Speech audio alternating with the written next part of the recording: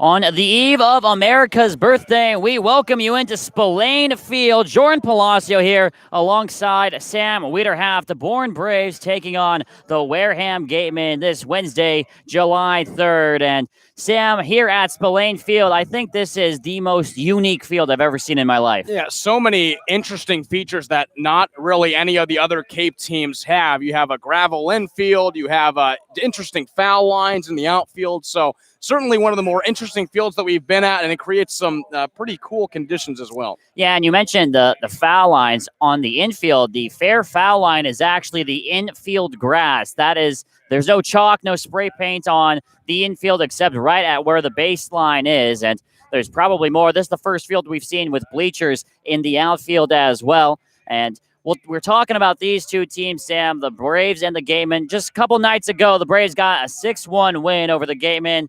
What do they have to do to make that two in a row here tonight? Well, that was such a great win for the Braves. At the time, Wareham was number one in the West. Now it's Catuit. They kind of seem to flip-flop at that number one team, but it was such a great win in the fact where they had 10 hits. They scored 6 runs, many doubles as well. Just a great hitting performance against the Gatemen, and they only held the Gatemen to 1 run, and they came into that game with the top average in the West, so in the league. So I think for Bourne to get a win here today, they got to continue with the great pitching, which we saw really hit a slump yesterday against Catuit. 14 hits, 4 runs. I think Josh Culliver, who we're going to talk about later, needs to be solid on the mound in his start. And I think the Braves need to be able to get runs across the board, which they certainly weren't able to get yesterday, only a 2-hit performance. Yes, and we've seen the Braves bats kind of go up and down as the season goes along. You mentioned Josh Culliver, Sam. He's on the hill tonight. He gets the start, promoted from the bullpen. What do we know about Josh Culliver? Well, he started a team-high 13 starts for Minnesota, and this is his first start of the summer after mainly coming out of the bullpen in the 4 games that we've seen him, and he certainly earned his start. He has a 2.25 ERA. He's pitched 8 innings total, 8 hits allowed, just 2 earned runs, and striking out 5. Now, his last performance was last week against Brewster, where he threw 2 innings, allowed 5 hits, a little bit of a slippery outing from him, 1 earned run, and 1 strikeout, but the rotation gets a little bit jumbled. It was supposed to be Domkowski, but Harvey Shapiro goes with Culliver. We'll see what he's got today. It'll be exciting. It is going to be exciting for sure. The Braves taking on the Gatemen. We'll take a quick break, and when we come back, starting lineups and first pitch. You're watching it here on the Braves Baseball Network.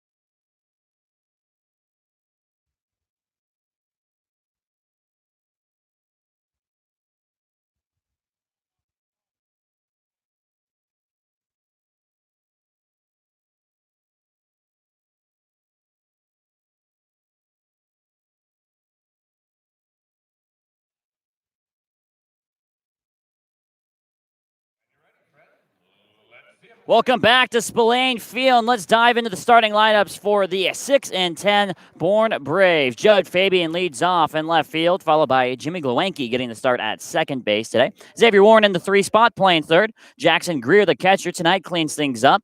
Nick Bruiser at first in the 5 hole. Brendan Rivoli DHing tonight is in the 6th spot. Cody Morissette at shortstop tonight in the 7 hole. Kyle Fedko in right field today in the 8 spot. And Giovanni DiGiacomo rounds things out at the 9 spot in center field. And on the mound for the Gatemen tonight, William Fleming, who's looking for his first win, Sam. Fleming, a rising junior out of Wake Forest, 0-1 record on the season so far. He's pitched in 4 games. This will only be his second start. Has a high 6.48 ERA with 8.1 innings pitched, striking out 8, walking 4, and allowing 13 hits on the season. The last time he pitched for the Gatemen was June 29th at Cotuit in an 11-3 loss.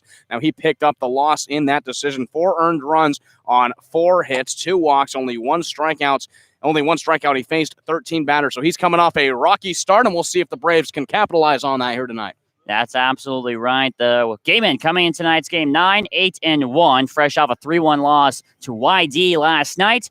They're second in the West behind the Cavaliers, who the Braves saw last night, who sit on top of the West Division at 20 points. Falmouth in third at 6-7-1 with 13 points. Bourne in fourth at 6-10 with 12. And Hyannis coming up the rear with 7 points at 3-13-1.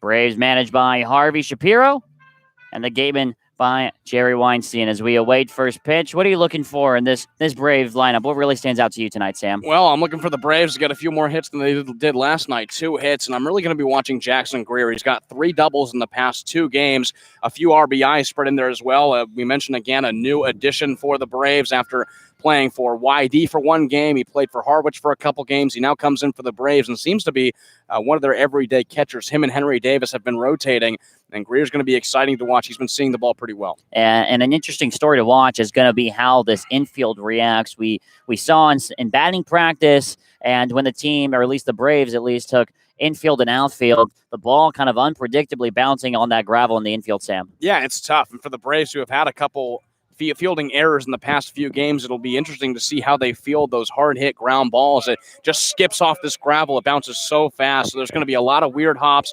The fielders in the middle infield and third and first will be certainly watching out for some weird hops in the infield today.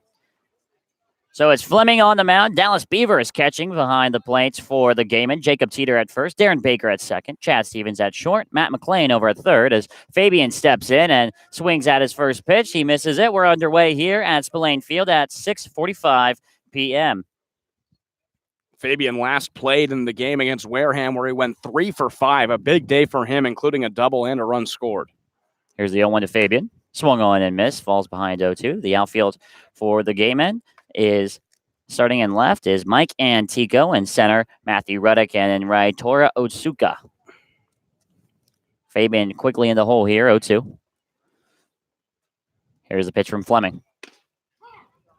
Strike 3 called, off-speed pitch. Fabian can't believe it, and it's a quick 3-pitch strikeouts for the Bourne Braves. Oh, that's a big start for Fleming, a 3-pitch strikeout where Fabian didn't really have anything to offer. A big first at-bat, and Fleming 1 up, 1 down.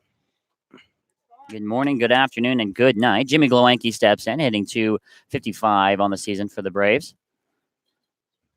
His first pitch fouled off over the press box here at Spillane Field.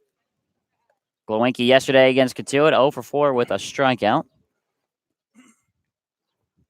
And Glowacki, a tough past 2 games, was hitless in the Wareham game as well after coming off a solid 3-game hit streak before those 2 games.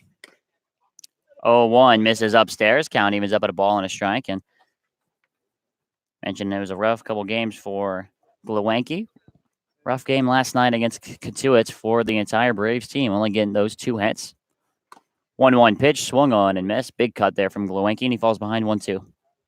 What you're going to be watching from Fleming, he's a premium athlete and a strike thrower. We've seen that already through 2 batters. A good sinking fastball and a slider as well from the righty. 1-2 pitch misses way upstairs. Count evens at 2 balls and 2 strikes. Now the Braves in their navy jerseys with the red numbers, gray pants with the red piping, and the Gatemen in all white jerseys and white pants. The maroon Gatemen across the chest with their navy hats. Here's the 2-2. just outside. Count fills up now, 3 balls and 2 strikes for Glewenke. Solid job by Glewenke to battle through this at bat after falling down. He's now ran the count full 3-2. Here's a payoff pitch from Fleming. 3-2 popped up right at us. Heads up, it's coming right toward the Raptor cage, and it's caught by the third baseman, McLean. And I hope you brought the glove, Sam. No, I forgot it today, and that was I looked right up. That was coming right down, but it was caught by the third baseman, Matt McLean, right by the dugout. And that's, I guess, just one of the perks of being right by the field is you get to really have a first-hand look at those balls that come right down the third base line. Xavier Warren now steps in, playing third base tonight. First pitch he gets from Fleming is swung on and missed. He falls behind 0-1. Now, we did talk to a few of the people that work for Wareham, and no foul balls have come into the Raptor cage yet. But that was a close call. That's a close call, and that woke me up for sure. Yeah. Here's the 0-1 from Fleming to Warren. That misses up and in. Ball and a strike now. Warren out of Central Michigan went 0 for 3 last night with a walk. 220 on the year. He also moves up into the 3 spot. Right. We haven't seen him in that spot in a while. He's been batting more toward the 5. 1-1 pitch from Fleming is off speed, and it's in the zone. 1-2 now the count. We've seen Warren lead off and also go down into the 5 spot, as you say, Sam. The crowd still spilling in here at Spillane Field. Nice. Nah, you saw what I did there. I did. Nice. Here's the 1-2 to Warren. Swung on and missed, and it's a quick 1-2-3 inning for the Wareham Gatemen. No runs, no hits, nobody left on, and 2 strikeouts in the first 3 batters. We're going to take a quick break, and we come back. Bottom of the first here between the Braves and the Gatemen, and you're watching it on the Bourne Braves YouTube channel.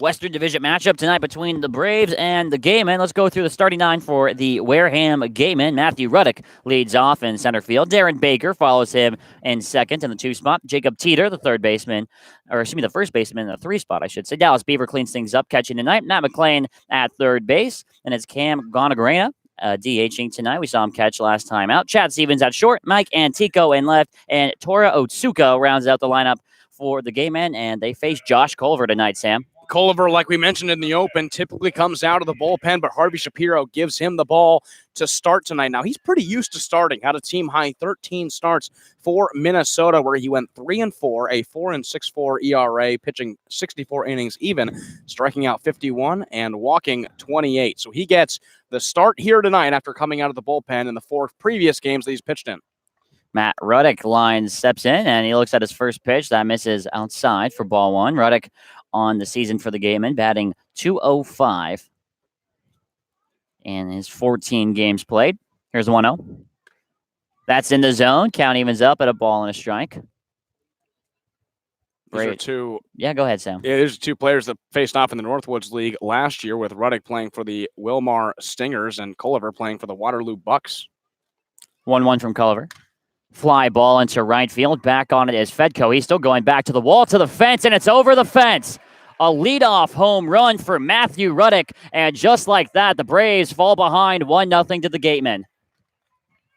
Well, in the last time these two played, Bourne put up 3 runs in the bottom of the first, and Wareham says it's my turn to get on top in the bottom of the first. Matthew Ruddick, a leadoff solo shot to deep right field. That's the second home run that Culliver has allowed this season. Not a solid start with one batter down for Culliver on the mound.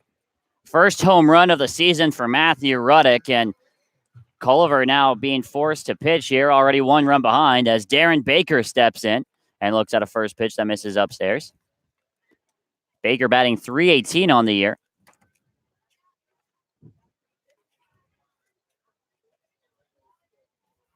1-0, also missing up. Count at 2 balls and no strikes now. Baker in that game against Bourne a couple nights ago went 2 for 4 with an RBI. Certainly is a tough out to get in this lineup. 2-0 right down the middle. Calling for a strike. 2 balls and 1 now. Baker, of course, the son of historic MLB manager Dusty Baker. 2-1 from Culliver. Upstairs. 3-1 now. And we mentioned the last time that these two teams faced off. Darren, part of some obscure baseball history, being the bat boy famously pulled away in the 2002 World Series. 3-1 now, and that's fouled off straight to the backstop. Count will fill up at 3-2.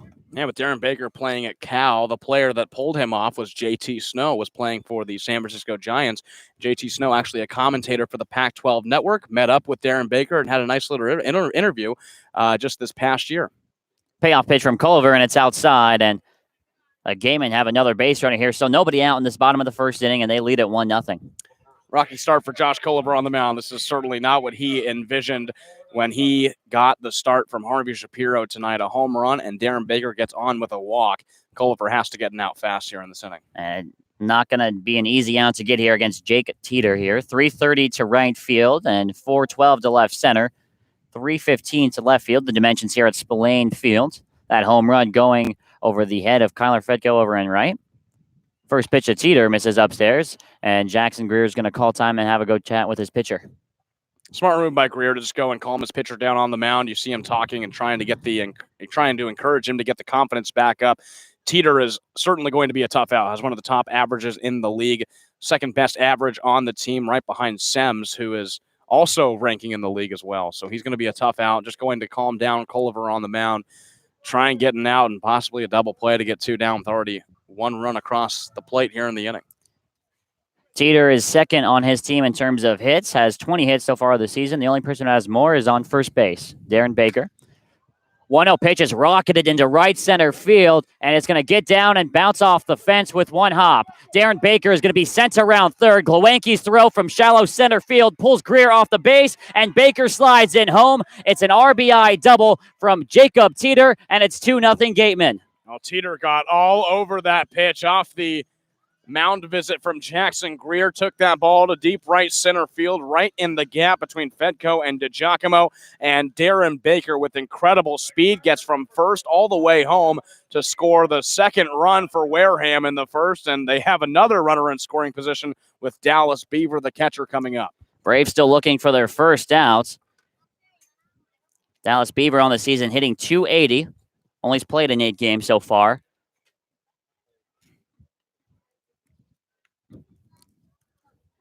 First pitch to Beaver, and that misses upstairs for ball 1.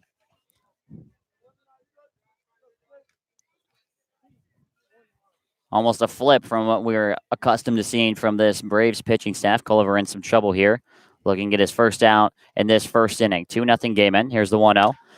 This one flown out into left center field. That's Judge Fabian going back on it. He makes the catch. Teeter stays put at second base, and there's the first down for the Braves. And hopefully for Culliver, that'll calm him down on the mound to finally get the first out on the board. It was a fly out Fabian just had to move to his left side for it to put him away, but one gone. Runner's still at second, but if Culver can get this next batter out, he should be smooth sailing the rest of the inning. And that's Matt McLean for the Gatemen, batting .219 so far this season. Has Jacob Teeter sitting out there on second base. Culver comes set, hands me at the waist. First pitch is upstairs for ball one.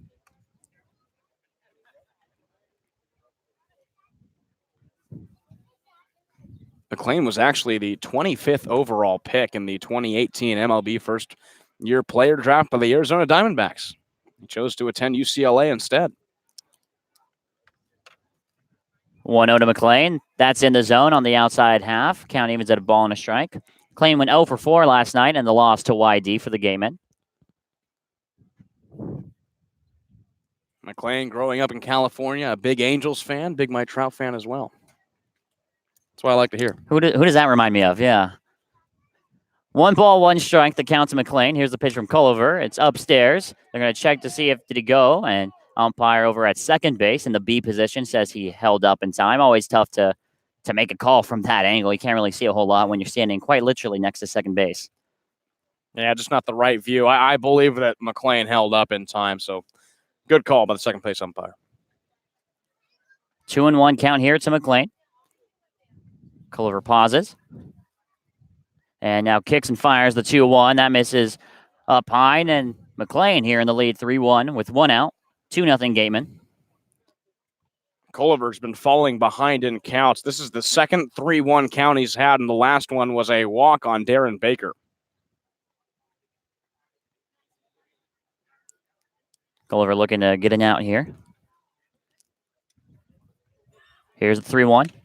That's in the zone right at the knees. Good pitch from Culver. Fills up the count at 3 balls and 2 strikes here with 1 away. And Culver needs a strikeout here to get his confidence back on the mound, already surrendering 2 runs in the first inning, a home run and a double as well. So a big strikeout for Culver could encourage him on the mound to finish out this first inning. Definitely would be good to build some momentum here. Here's the payoff pitch from Culver. And that just misses a zone up high. It's another walk. McLean will jog to first base. Runners on first and second here for Cam Guangarena.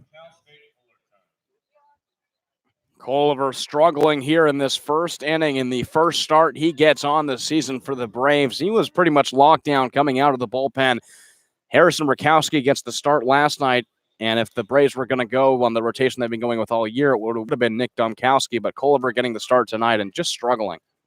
First pitch to Guangarena is a deep drive to right field. This has a chance. Fedko looks up, and it's gone. Make it a 5-run first inning for the Wareham Gatemen, thanks to the 3-run home run from Cam Guangarena.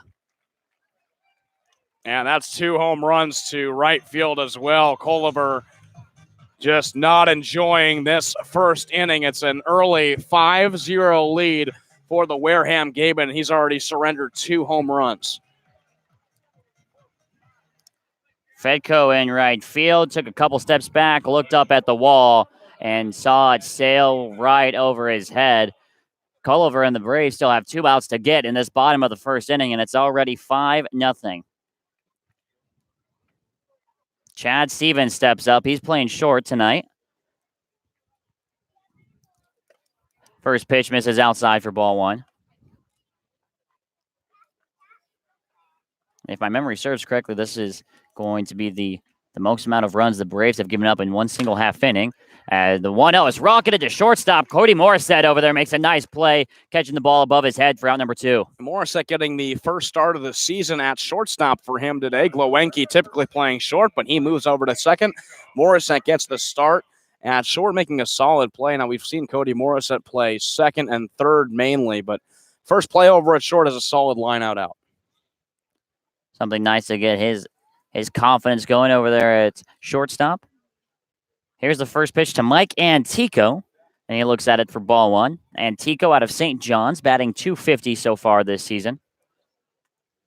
Played in the majority of the games here for the Gatemen, 15 out of the possible 17. 1-0 is in the zone, right on the black, the outside corner. A ball and a strike now. And this isn't really a Braves team that's given up too many home runs. Coming into this game, it was only 8. Now make that 10 with 2 in the first inning. Here's the 1-1 from Culliver. Swung on and missed on the off speed. Had Antico out in front. Count now at a ball and 2 strikes.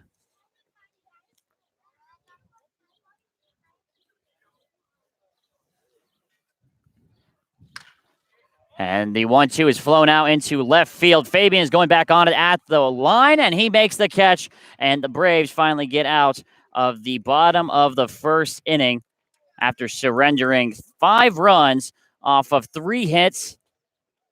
No errors and nobody left on. Our score heading into the top of the second. The Braves have a mountain to climb here at Spillane Field. It's 5-0 Wareham. And we'll be back on the other side here on the Bourne Braves Baseball Network.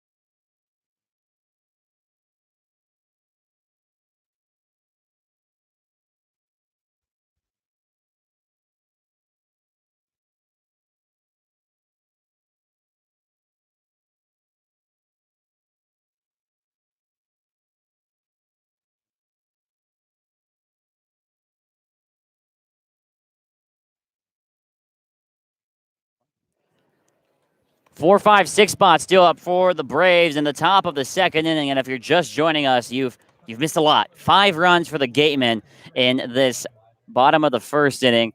Makes it a 5-0 Gatemen lead. And Jackson Greer leads us off in the top of the second. Well, not only 5-0, it's 5-0 with 2 home runs as well, suffered by Josh Culliver. This is the biggest deficit the Braves have had this early in the game. They've never allowed 5 runs in the first inning, and the Braves have a tough hill to climb. And with a struggling offense, you have to imagine this is going to be a tough feat. First pitch to Jackson Greer, misses a zone low. Braves looking to get started with their first hit tonight. 0 for 3 so far in the game. They're at 1-2-3 in that first inning with 2 strikeouts. Greer batting .308 as a member of the Braves. Gets his 1-0 pitch, and he fouls it over the press box behind home plate.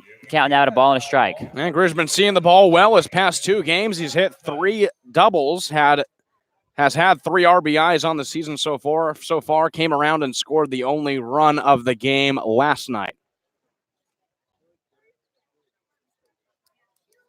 Here's the 1-1. Fouled back into the backstop. Counted the ball and 2 strikes now to Greer. Greer playing on his 3rd team this Cape Cod season. Started with the Harwich Mariners and was released, moved to YD, played with the Red Sox for a game, and then now has found himself in a Braves uniform.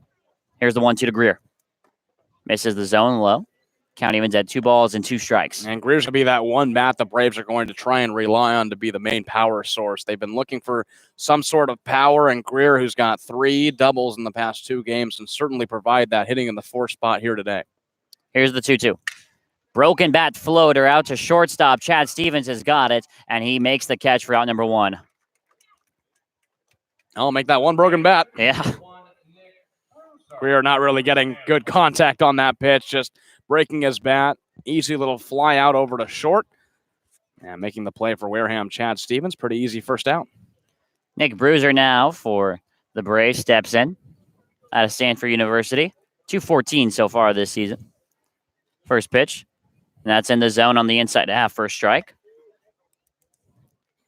Last time we saw Nick Bruiser was back on July 1st, a couple nights ago against Wareham. 0 for 4 with 3 flyouts in that game. Here's the 0-1. That's misses inside. Ball and a strike now to Nick Bruiser. And Bruiser was the only player in that game besides Jake McKenzie to not reach base.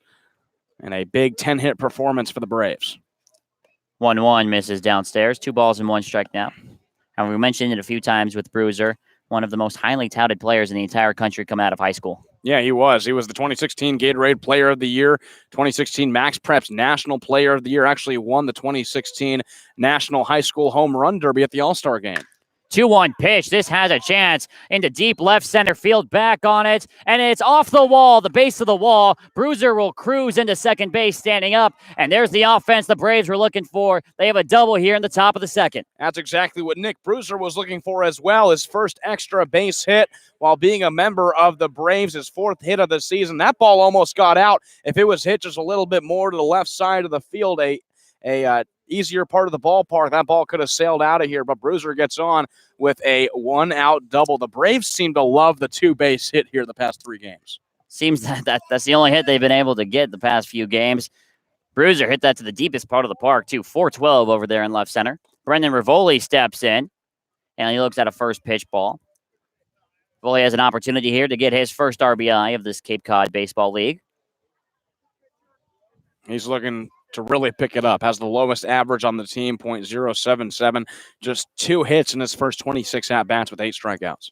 1-1 pitch gets behind the catcher, Beaver. Bruiser is going to cruise into third base, and he's going to round it as Beaver retrieves it and jogs back to the plate. Now runner only 90 feet away here for the Bravos. That's exactly what the Braves need. Bruiser gets on in scoring position with a double, now moves over to third, and a nice easy hit here for Rivoli gets the Braves on the board, and they can build off from that. You're not going to come back. We're most likely not going to come back from a 5-0 deficit in 1 inning, but the Braves can certainly progress and come back as the game goes on. That's the positive side, too. If you're going to go down in a game, it's better to go down early. It gives you more time to make that comeback, chip away at that lead, and the Braves have a great opportunity to do that here with Brendan Rivoli up in the count, 2 balls and no strikes against William Fleming. Fleming's given up 6 runs so far in the year, all of them earned. 2-0 pitch is in the dirt. Rivoli swings at it, though. Count at 2 balls and a strike. Gatemen put 5 runs in the bottom of the first inning, thanks in part to 2 home runs. Here's the 2-1. That's in the dirt again. Fleming having some trouble finding the zone here. 3-1 count now to Rivoli. Yeah, looks like Fleming's a little rattled after giving up that 1-out double. It might not be as easy as he thinks to get through this Braves lineup. Fleming shakes off a sign. Now him and Beaver come to agreement. Here's the 3-1. Broken bat floater into shallow center field. Stevens has got it. Bruiser dekes the run to home. He'll deking the tag up there, and there's 2 away in the top of the second. Yeah, I don't think Bruiser was actually going to go on that one. He was just faking it over at third. It was a pretty softly hit flying ball over to Stevens in short that really chased him back. It almost fell in between Stevens and the center fielder, Matthew Ruddick, in that little spot in shallow center field, but he's able to get it. Bruiser stays over at third, and now with 2 out, up to Cody Morissette, try and get that run home from third. And it did sound like Rivoli broke his bat there. Cody Morissette looks at a first pitch strike from Fleming. No ground balls for the Braves as well. I'd like to say that. We haven't really seen how the gravel infield has worked yet. Yeah, everything has been caught in the air. Here's the 0-1. That's in the dirt. Blocked by Beaver. Count evens at a ball and a strike. 2 strikeouts and 3 flyouts have been the outs so far for the Bravos. Morissette looking for his second RBI this season with Bruiser on third. Big swing and a miss there from Morissette. He falls behind 1-2. And there was that fastball we've been talking about from Fleming. Just blew Morissette by. He was way late on that pitch and now finds himself in a 1-2 hole. Morissette had a pinch hit at bat yesterday against Katuitt, and he grounded out. Here's the 1-2 to Morissette. He lines this one. This will get down for a hit. Cody Morissette get the Braves on the board. Bruiser cruises in home, and the Braves chipping away at that lead already. Sam, 5-1 here in the second. Yeah, that was a pitch that was outside, and Morissette put a nice, easy swing, got contact, and lined it into center field. That allows Bruiser to come home and score, and the Braves are on the board here. 4 more runs to go here in the top of the second inning. Kyler Fedko steps in now. We felt like Morissette was turning around. He was playing, you could see, a little bit more confidently. First pitch here to Fedko. It's a swing and a miss. Fedko, 143 on the season so far, 3 for 21. Yeah, Morissette's really been on the upswing. He had a 3-game hit streak, came on in a pinch hit opportunity last night and went 0 for 1, but he's really picking it up after starting the season pretty slowly. Here's the 0-1 to Fedko. That's in the zone on the outer half. Fedko Shakes his head and agrees here. 0-2 now. Last night, Fedko went 0 for 2 with a strikeout and a walk. Just 3 for his first 21 this season with 10 strikeouts. Morris set the runner at first. Only a couple step lead over there. Here's the 0-2 to Fedko. That misses low. Ball and 2 strikes now. 5-1 score here from Spillane Field between the Gatemen and the Braves. Bravos put one up here to chip away at that Gatemen lead. Have to go out and play a solid inning of defense to keep that lead where it's at. And here's the 1-2. That misses outside. Count evens up at 2-2, and Fedko's working a nice at-bat here. And it's going to be important for the Braves to get into that bullpen as soon as they can and knock Fleming out of this game. The Wareham Gatemen pitched 4 pitchers in the game a couple days ago. The 6-1 victory for the Braves. They were able to get into that bullpen early. They'll have to do the same here tonight. Here's the 2-2 to Kyler Fedko. Grounded foul down the third baseline. And we'll stay here at 2-2. It's a reminder that these foul lines are where the grass cuts off on the third baseline. The dirt base path is actually out of play. Fedko this past season for UConn hit .242. Fleming gets his side, comes set. There goes Morse at the runner. Hit and run is on. Ground ball's right at Darren Baker. He can't hang on to it. Fedko's going to get to first base on the air. And just like that, Sam, the gravel comes back to bite the Gateman. We saw that ball roll extremely fast through the gravel right up the middle where Baker was playing. It rolled right into the glove, hit his chest, and then rolled in front of him. That gravel is so fast when the ball hits it, and that allows Fedko to get over to first. Runners on first and second now. Morissette on second, Fedko on first, and it's Giovanni DiGiacomo.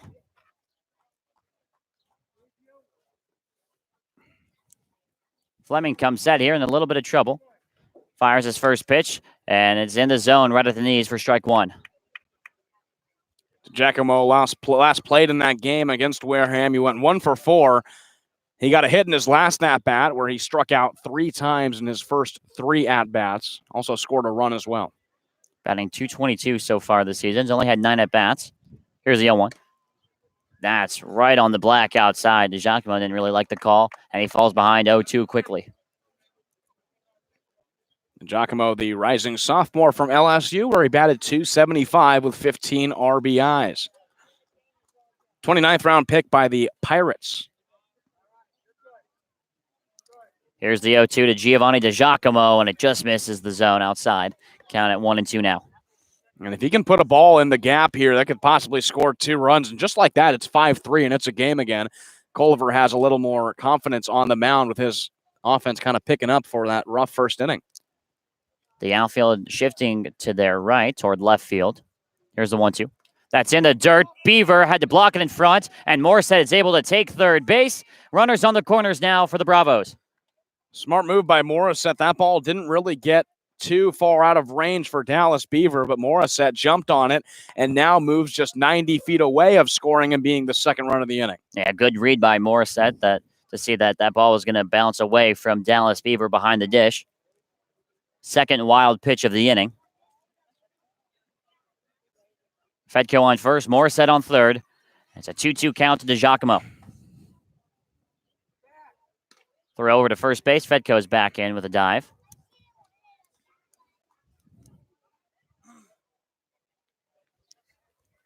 Gio DiGiacomo looking for his first RBI. His Cape Cod Baseball League career here. Here's the 2-2. Swung and missed, and that'll do it for the Braves in this top half of the second inning.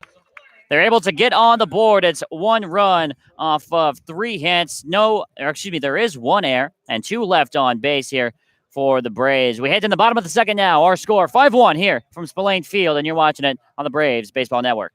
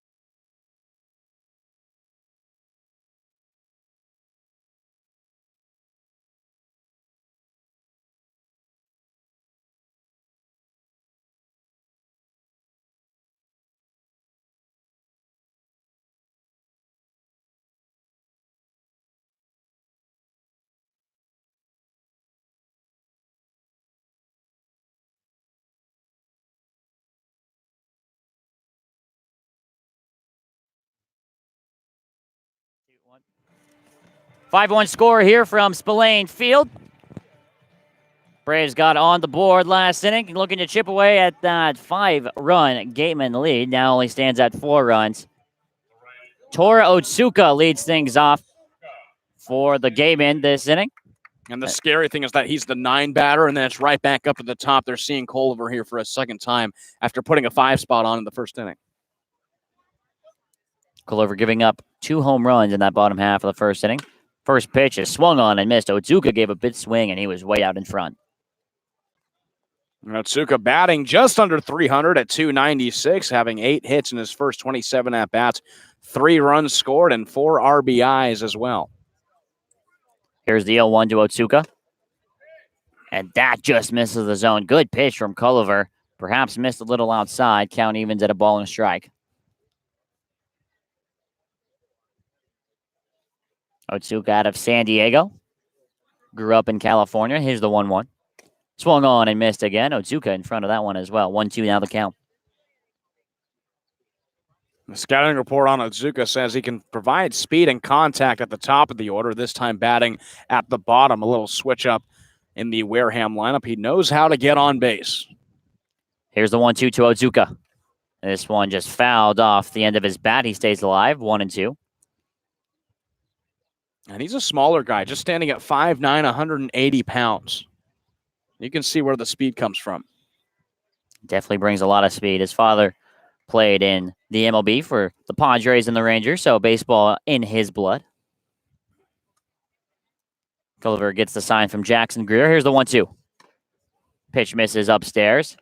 Count evens. 2 balls, 2 strikes here in the bottom of the second inning. This is a big inning for Culver after we mentioned allowing 5 runs in that first inning. If he can have a nice, solid 1-2-3 inning here, he can regain his composure on the mound and really begin to get into his flow and work through this lineup a second time. 2-2 popped up over our heads, foul down the third base line. Lands somewhere along the campus of the Wareham High School here, home of the Wareham Vikings.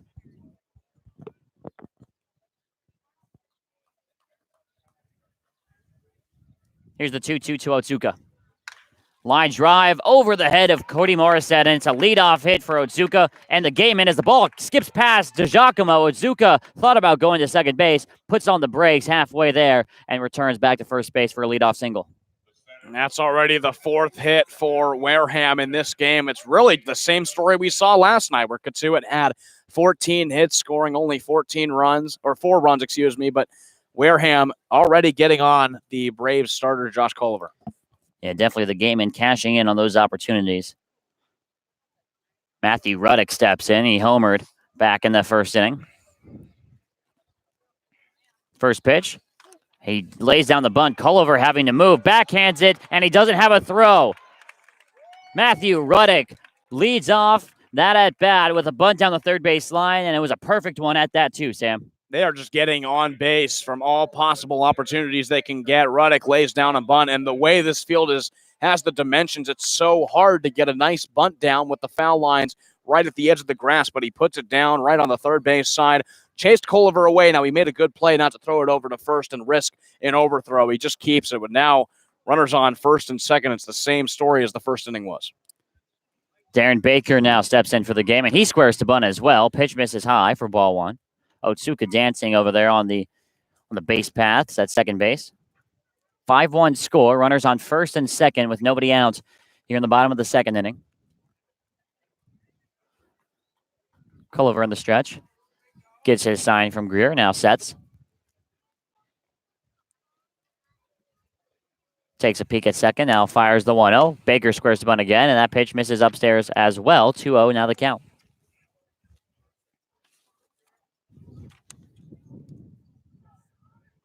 Corner is in for the Braves. Warren playing it on the infield grass, and Bruiser doing the same over at first base. Here's the 2-0 from Culver. That again misses high. Having trouble finding the zone here, Sam. 3-0.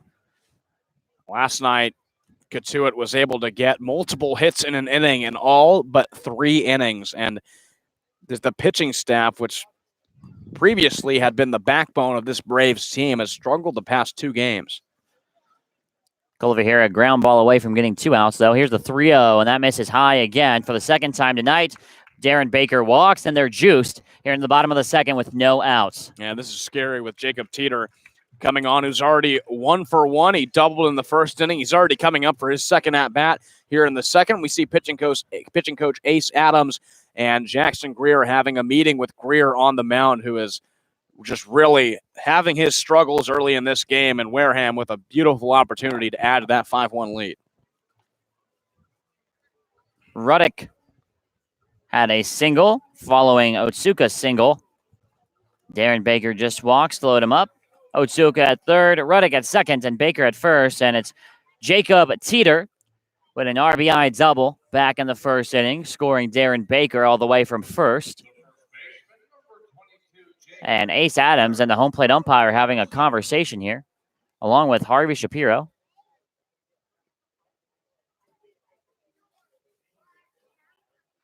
It looks like they're just working out maybe some technicalities with how many mound visits they have remaining. As soon as you make that second one in an inning, you have to pull the pitcher.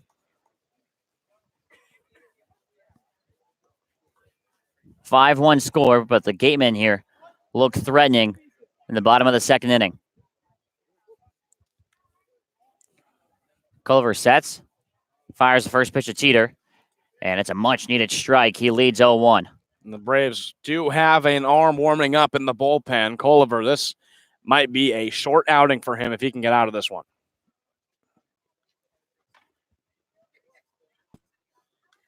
All it takes is one ground ball, though. Here's the 0-1. Ground ball up the middle, broken bat. The flip to second in time, and they pull a double play. A run scores. Glowenke to Morissette for 4-6-3. A run does come in, but the Braves do get 2 outs. Smart play by Glowenke over at second to just let that run come in. He really didn't have a chance getting it out at home. He flips it over to Morissette. Morissette makes a great play by taking the bag at second and giving it over to first with Bruiser. They get 2 outs in the inning, and now just one runner over on third. The Braves making the right play with one run coming across the plate. So that run the Braves score in the top half is erased. The lead extends back to 5. First pitch to Dallas Beaver. Misses the zone, 1-0. 6 runs in 1 and 2/3 innings here for the Gatemen tonight. Here's the 1-0. Curveball finds the zone. 1 ball, 1 strike now.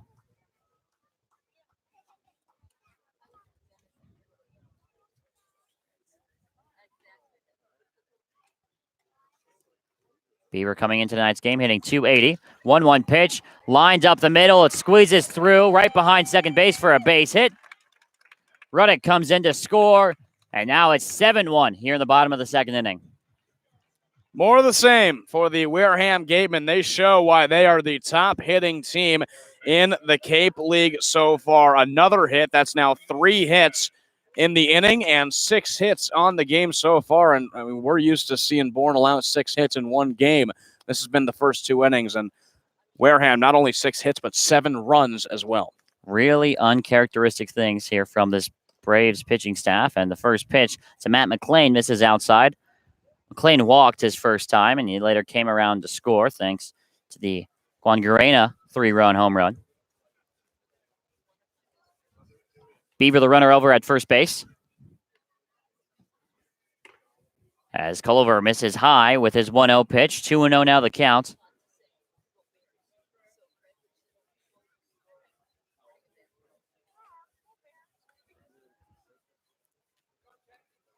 Culliver now sets. Fires the 2-0. That's in the zone right at the knees. Nice pitch from Culliver. 2-1 now. This is just so interesting in the way that Culliver, when he came out of the bullpen his previous 4 games, was just so dominant. They move him to a starter, and he just gets completely rocked here by the Wareham lineup. 2-1 ground ball to short. That's Cody Morris said he's got it. He'll underhand flip to second base in plenty of time to Jimmy Glowenke, and they get the out the short way. The Wareham Gatemen, though, strike for 2 more runs, though. We end the second inning here. 8 runs combined between these teams. It's 7-1 to Wareham, and we'll have the top of the third when we come back here on the Braves Baseball Network.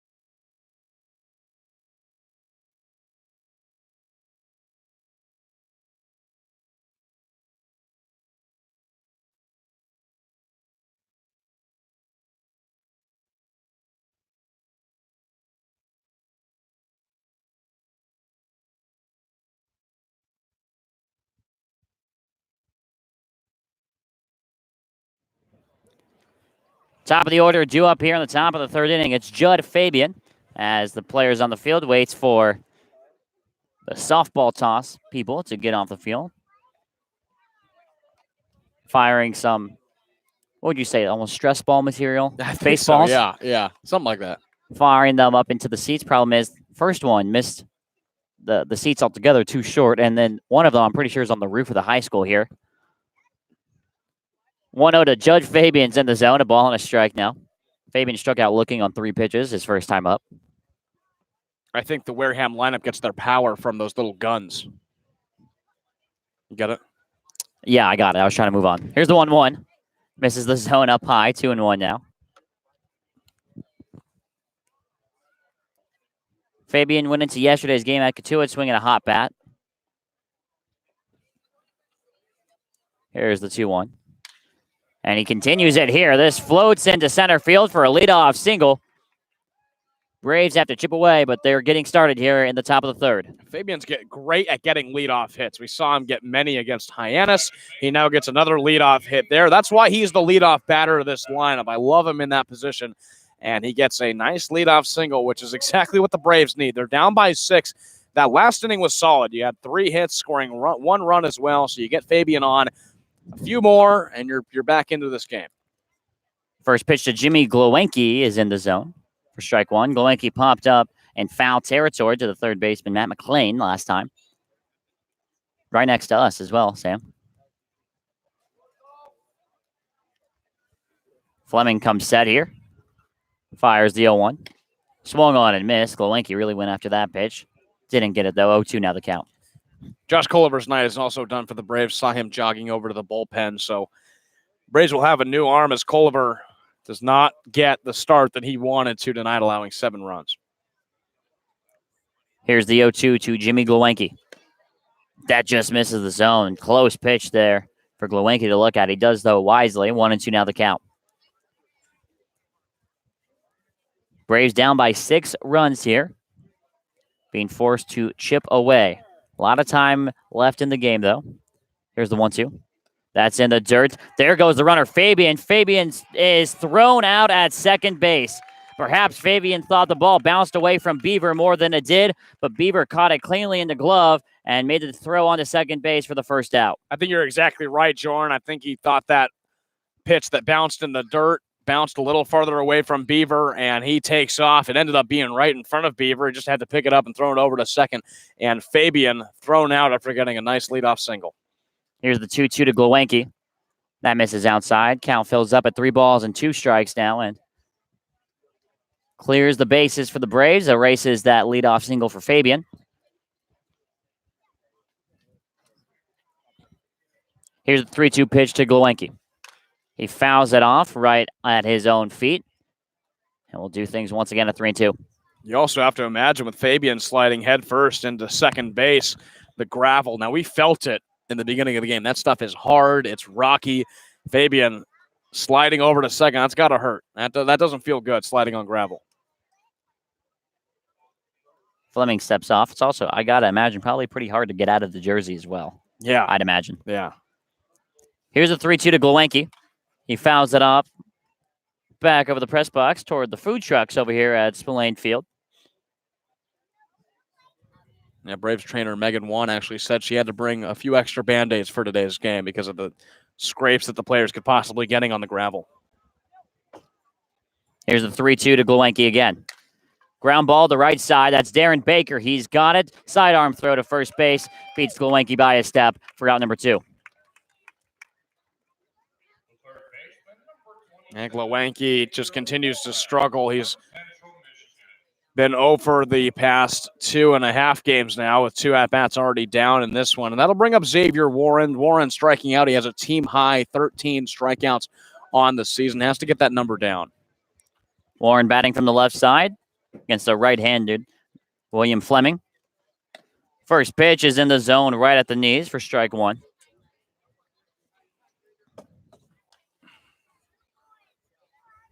Fleming working efficiently. He fires the 0-1. That misses down and in. 1 ball and 1 strike now. And if I'm not mistaken, that looks like Nick Iverson in the Braves bullpen who's getting set to come in. Iverson's going to be forced to pitch perhaps the longest he's had to this season. 1-1 to Warren, bounces in the dirt, 2-1 now.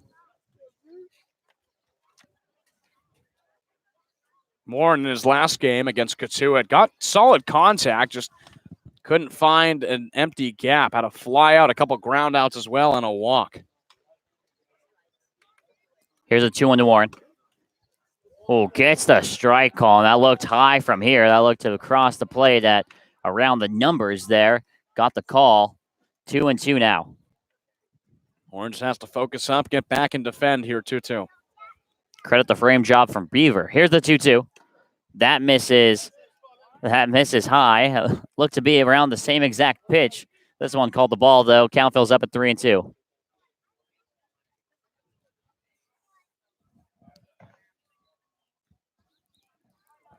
William Fleming steps and fires a 3-2 pitch to Xavier Warren. Line drive, and it gets through on the left side in between Stevens and McLean into left field. Antico's got it, and Warren has himself a 2-out single. Great hit to the opposite field for Xavier Warren to be able to get on with 2 outs. Not only 2 outs, but a 2-strike count as well. Warren waited until he got the pitch he liked and took it to left field to be able to get on for his first hit of the evening, and now we'll have a mound visit. And Warren did a nice job. We're going to have a pitching change actually right now for the Gatemen. And the bullpen behind the right field line. Here comes the arm here, rounding coming out of the bullpen. We'll take a quick break here. The Gatemen going for the pitching change here after just 2 2/3 innings. We'll take a quick break and we'll come back here on the Braves Baseball Network.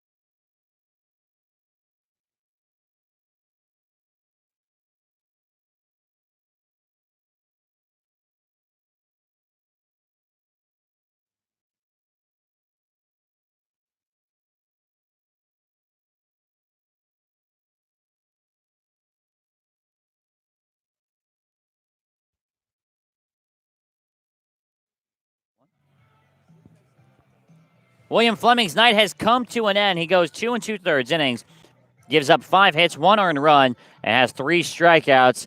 And going up against Jackson Greer here with 2 away, it's Trey Dillard. Dillard, the rising junior out of Missouri, pitching in his 4th game this season, has not allowed a single run, only 3 hits in 4 1/3 innings pitched on the season. He struck out 6 batters while walking only 3. The last time he pitched was back on June 26th at Brewster in an 11-0 win for the Gatemen. He went 1 inning there in relief, only allowing 2 hits, 1 walk, 1 strikeout, facing 5 batters. So he comes up to get Jackson Greer out and end the 3rd inning for the Gatemen.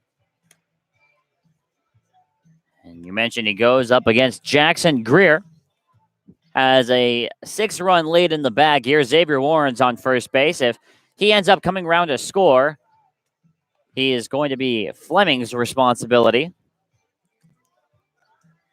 Really interesting, Sam, that the Gatemen here go to the pen so early and with such control.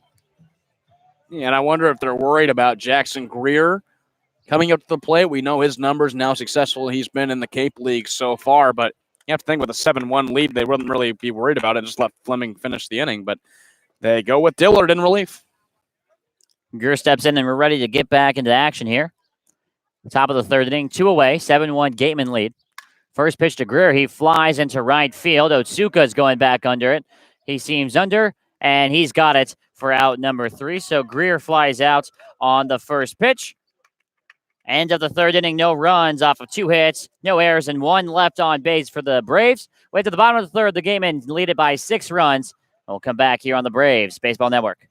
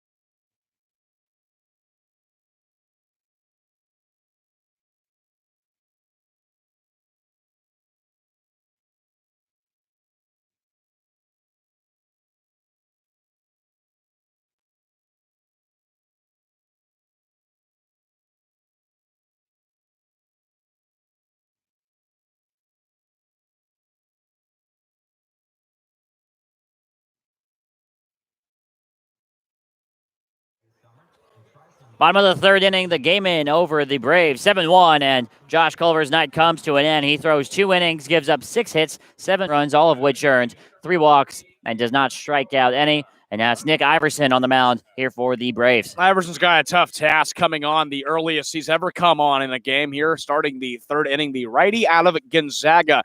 4 games he's appeared in so far, a 1.42 ERA, 6 1/3 innings pitched on the season, allowing 4 hits, just 1 earned run, striking out 3 and walking 3. The last time he pitched was against Falmouth. He pitched 2 innings, 2 hits, no earned runs, and 2 walks. Cam Guangarena steps in. He looks at a first pitch that misses the zone for ball 1. Guangarena hit the 3-run home run in the bottom of the first inning. 1-0 pitch is in the zone. Counting out a ball and a strike. Braves just looking for some stability on defense here. 1-1 pitch. Fly ball into right center field. DeGiacomo and Fedko going back on it. DeGiacomo is under it, and he's got it for out number 1. Much needed out number 1 for Nick Iverson on the mound to put that first batter down after Guangarena hit a 3-run home run in the first inning. To sit him down for your first batter is a solid start to this inning. Chad Stevens steps in now. 0-1, lined out to Cody Morissette over at shortstop. His first time up back in the first inning. Stevens out of Portland takes a first pitch strike right at the knees. That's been a trend the past few games for the Braves pitching, especially last night. Katuit led off many innings with a hit, and they were able to score those runners and start off an inning with a runner on base is certainly very important. Yeah, this is the first time in this game that the Gatemen have not led off with a hit. They had a home run in the first and a single in the second.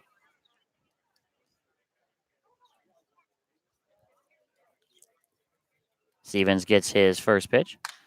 Fly ball into center field. DeGiacomo roaming over there, and he's got it with the right hand for out number 2. Good contact from Stevens, just hung in the air a little too long. DeGiacomo, a routine out for him. That's 2 flyouts to center field, and Iverson looks very comfortable on the mound. DeGiacomo getting some action in center field, catching 2 fly balls in a row. Mike Antico now steps in, 0-1. Flew out to Judge Fabian back in the first inning to end that inning. First pitch from Iverson's in the zone for strike 1.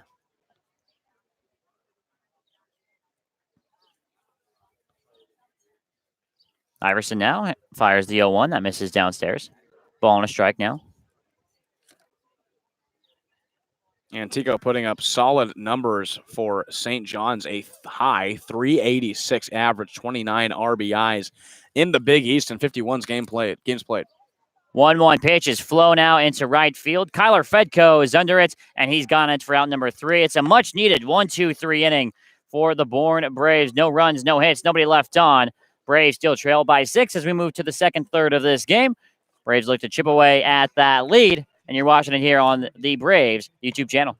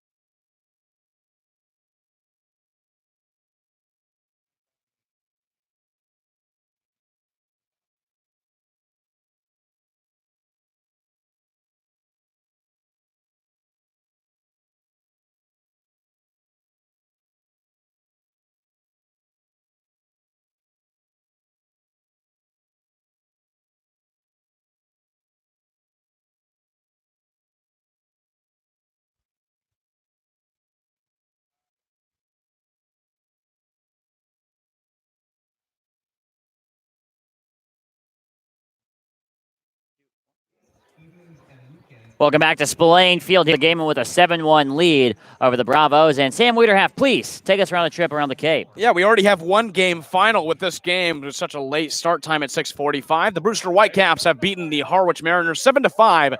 That Eastern matchup. Falmouth over Cotuit right now in the bottom of the 5th, 3-1. Falmouth right ahead of Bourne in the standings. YD is over Hyannis 7-0. That game in the top of the 6th. And the red hot Orleans Firebirds have a 2-0 lead in the top of the 3rd over Chatham. Nick Bruiser steps in and look at a first pitch that misses zone for ball 1. Bruiser doubled in the second inning and came around to score as well. It's the only Braves run. 1-0. Misses the zone as well on the inside half. 2 balls and no strikes now to the man out of Stanford.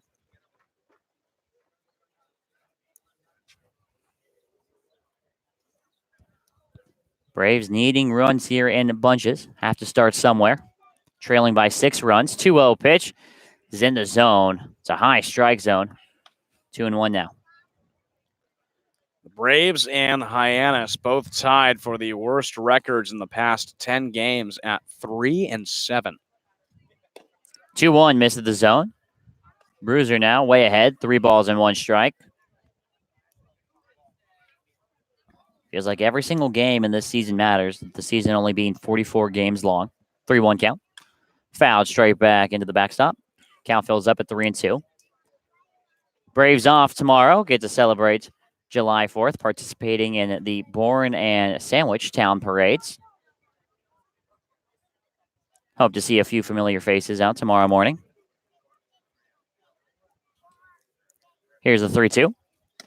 That's a breaking ball that's in there for strike 3. Bruiser goes down looking. He was on his way to first base. And it's a quick first out for the Braves. Yeah, it was a great pitch on the mound by Trey Dillard down the middle. He gets him looking, and that's the first out of the inning. Bruiser now the 4th Brave to go down on the strikeout. Brendan Rivoli, who's DHing tonight, steps in. First pitch. Squares to bunt, but fouls it. Back into the backstop for ball 1.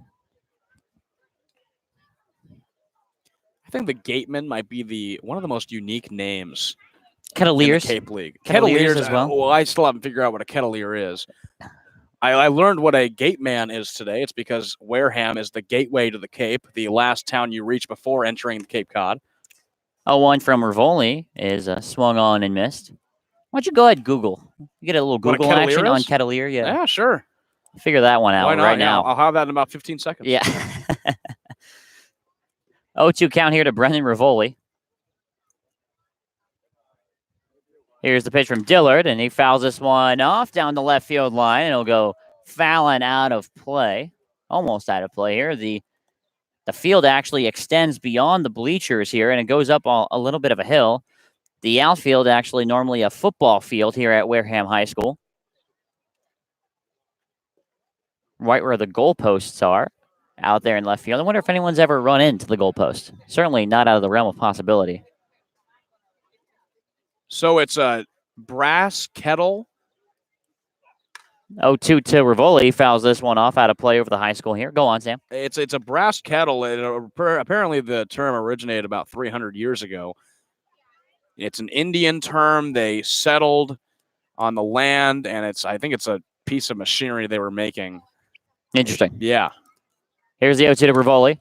Nub to the first base side. That's Teeter there. He flips it over to the pitcher, Dillard, and it's a 3-1 put out in the books for the second out. Rivoli goes down for the second time tonight. That brings up Morissette. Morissette, who we talked about, is really on an upswing, and RBI single in the second. He's been seeing the ball well his past couple games. Yeah, he certainly has. Shot a single right back up the middle. His first time to score Nick Bruiser. First pitch to Morissette here, and that misses up and out for ball one. You know, Bourne, we learned earlier today, the gateway to Cape Cod comes with a lot of traffic. Yes, we did. That East Coast traffic does not exclude the Cape Cod area. 1-0 pitch is sliced foul from Morissette over to the high school, landing on top of the roof. 1-1. Lots of one lane streets. Yeah, it's different. Yeah. It's certainly different. Yeah. I'm not used to it. Neither am I. Also, I told you this earlier. If they call a roundabout here a roundabout, it's not a roundabout. It's a traffic circle. Roundabouts are easier than traffic circles. Here's the 1-1. This one sails over the head of Dallas Beaver. Very anxiety-provoking, I can tell from the driver's seat. Here's the thing. They call it a roundabout. It's a multi-lane circle is a traffic circle. A roundabout's just one lane. 2-1 pitch is fouled off once again from Morissette out of play. 2 balls and 2 strikes. Now the count to Morissette out of Boston College. Carmel, Indiana has the most roundabouts out of any city in the nation. I know what a roundabout is. And what is here is not a roundabout. I'll take your word for it. It's stressful. Yeah, I can tell. I can definitely tell. 2 balls, 2 strikes to count to Morissette. Dillard sets, fires the 2-2, bounces in the dirt. Count fills up. What gets me is the lack of streetlights. Yeah. Once the sun goes down, it's pitch black out on the roadways. Well, seeing the stars is really cool, but when you can't see the road is a little harmful. It's a little problem. Here's the 3-2, and watch out in the dugout. Morissette lost the bat and flies straight into the Wareham dugout. Hope everyone's all right over there. Well, Morissette completely lost the bat right into the Wareham dugout. He kind of just sat in the box and just looked extremely confused. Nobody heard. He can laugh about it now. He gets that bat back. Hey, he's asking for the pine tar right now. He is. Needs that pine tar. No one's kidding. Now he just picks up some dirt, rubs it on the gloves, and takes grip of the bat. Yeah, I can laugh about it now that nobody was hurt. That bat went flying into the Gatemen dugout over there at first base. Here's the 3-2 to Morissette. That's in the dirt for ball 4. Ball scoots away. Morissette was going to take off his shin guard. Then he realized the ball got away.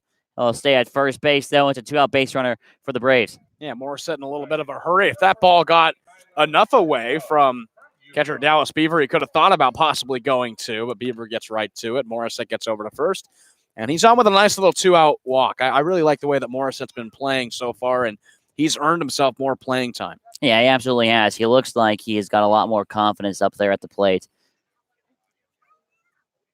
Kyler Fedko now steps in. Grounded out to second his last time. Originally, we thought it was an error, is ruled as a single as he looks at a first pitch strike. Morissette, McKenzie, really just battling for that second base spot. Now, Glowenke's playing there tonight, but he typically plays shortstop. So that second base spot is really all up for grabs. 0-1 pitch misses upstairs. Ball and a strike now to Kyler Fedko. Fedko, another player from UConn.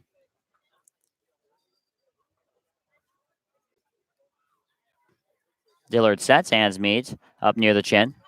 Here's the 1-1.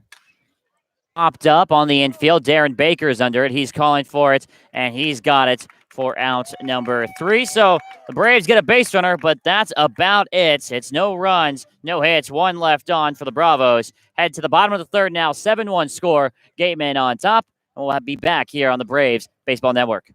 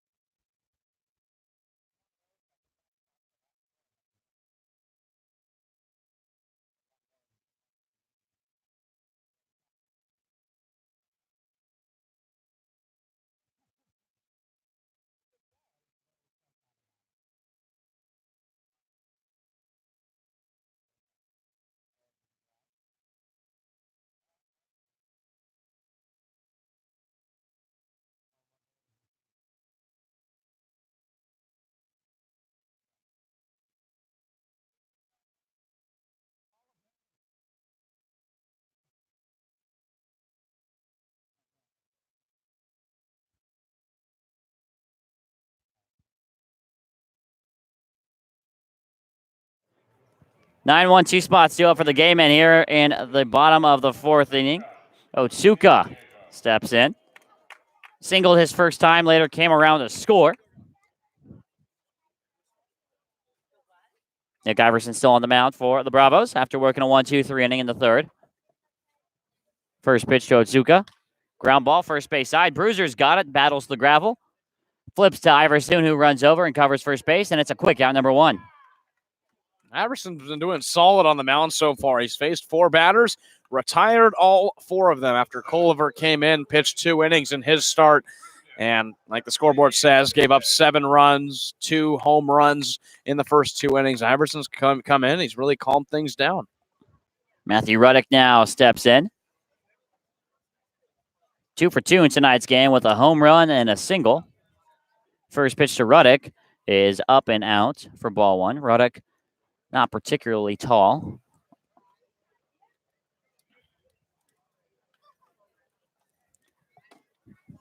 One 1-0 pitch, misses the zone as well. 2-0 now the count. Ruddick coming in at 5'9", 170. And Iverson finally finds a zone, 2-1 now.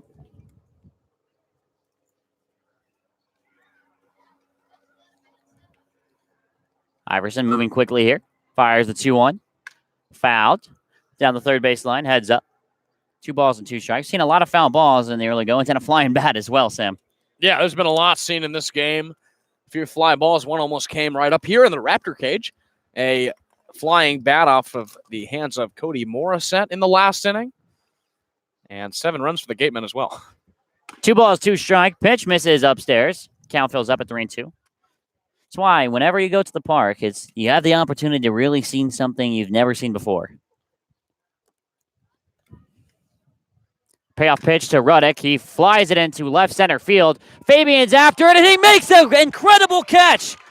Judd Fabian extends out, makes the diving catch for the 2nd out here in the bottom of the 4th inning. Well, you saw that ball come off the bat, and you thought single all the way, but Judd Fabian uses his speed and covers a great amount of range over in left field, dives and just snags that ball before it hits the ground off the bat of Matthew Ruddick. A fantastic catch by Judd Fabian out in left field.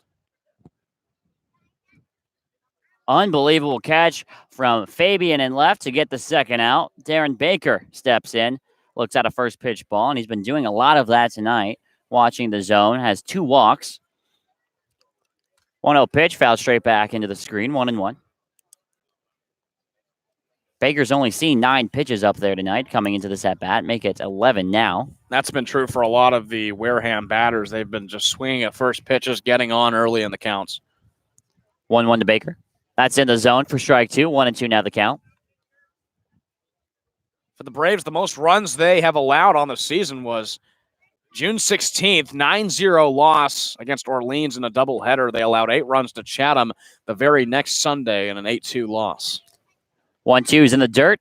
Count evens at 2 balls and 2 strikes now to Darren Baker, who throughout the first 2 games has been a thorn in the Braves' side for sure.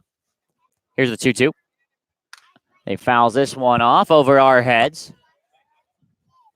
The windows here at Wareham High School look to be pretty solid, and I would hope so. Yeah, that's like bulletproof glass over It looks there. like it, What yeah. in the world? Here's a 2-2 to Baker. Line drive, and that's a single all day long for Darren Baker. Takes a couple hops and skips to DiGiacomo in center. Throw comes in, and it's a 2-out single for Darren Baker. He surprisingly gets his first hit of the game. He walked in his first 2 at-bats and gets on with a beautiful single right up the middle. His scouting report says he doesn't have a ton of power, but he can get on base, and he's a great contact hitter, and he shows it right there by getting a single right up the middle. Here's Jacob Teeter now. 1 for 2 with an RBI double in the first, grounded into a double play back in the second. Iverson throws back over to first base. Baker is back in with a slide. They try the hidden ball trick over there, and Bruiser is laughing with the Pac-12 brethren over there at first base, Darren Baker. Yeah, if it's any time to work some trick plays in the game, it would be now, down 7-1, and Bruiser tries it. I like it. I like creativity. Yeah, Baker with a smile on his face. Here's the first pitch to Teeter. That's in the zone for strike 1.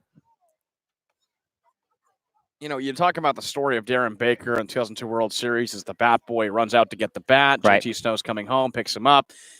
Could you ever believe that the MLB allowed young kids in the dugout like that as bat boys? That would never happen today.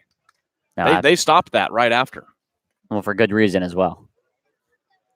A little nepotism there, by the way. How do you get that job? What was the application process like to the bat boy? Yeah, he was what, like 4 years old at the time, Something maybe? like that, yeah. Why can't I do that? Is that an interest of yours? Are you trying to become a bat boy? 0-1 pitch from Teeter is flown out into left field. Judd Fabian is there. He's under it, and he's got it for out number 3. Nick Iverson working well here in his outing. Another no-run inning off of 1 hit, no errors, and they leave 1 on base. Head to the top of the 5th now. It's still 7-1 Wareham over the Bourne Braves, and we come back here, and you're watching it on the Braves Baseball Network.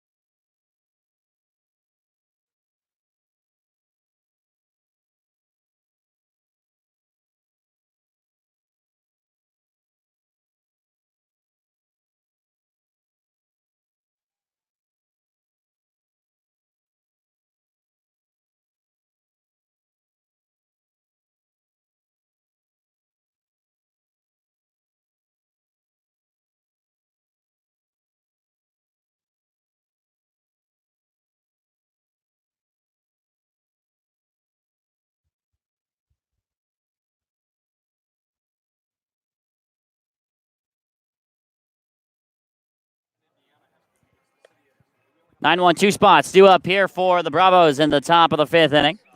DiGiacomo, Fabian, Glowenke due up. 7-1 lead here for the Gatemen. Trey Dillard still on the mound. Sam Weiderhalf making some new friends over here at Spillane Field. Yeah, you know being told the difference between a roundabout and a rotary. As DiGiacomo squares to bunt, and he lets it go off the bat foul for an 0-1 count. That's right. It's exactly what I expected. You know, it's a rotary. It's not a roundabout. Not a roundabout. What I was saying. That's not what you were saying. You were saying it was a traffic circle last time I heard. Well, I mean. Rotary, traffic circle, all same thing. Yeah. Here's the 0-1 to DiGiacomo. He squares the bunt again, pulls the bat back. Misses upstairs. A ball and a strike now. Gatemen fans saying this is the only place in Massachusetts where they call it a rotary. You look at that. You're getting in all in the lingo from the locals here. Yeah. The local lingo. 1-1 pitch, fouled straight back into the catcher Beaver, and DiGiacomo falls behind 1-2. Giacomo getting the night off yesterday. He's really just trying to, still battling for an everyday outfield starting spot, just arriving here last week. Still getting in the routine here. 1-2 to DiGiacomo. Misses up and in. Count evens at 2 balls and 2 strikes.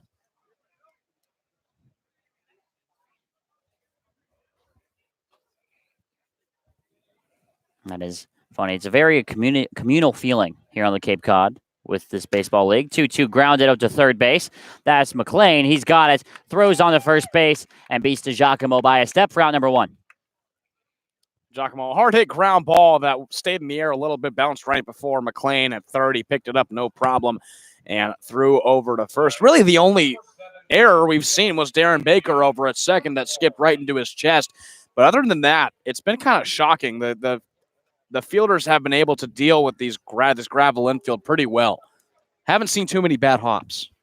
First pitch to Judd. Fabian breaks into the zone for strike 1. You mentioned the error over there to Baker, which was ruled as a hit. Which I'm not sure how that was ruled as a hit, but that's not my job.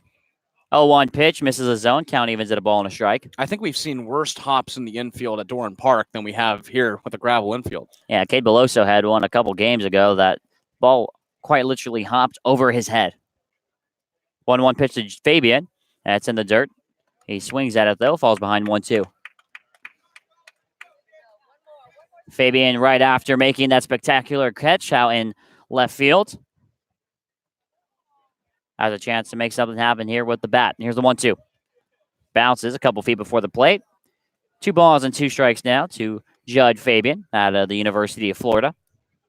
Fabian, another player that's just looking to get in this everyday lineup after arriving not too long ago. And this outfield has really changed every game. We saw Kyle Hess play there last night. Just many players rotating in and out of the outfield.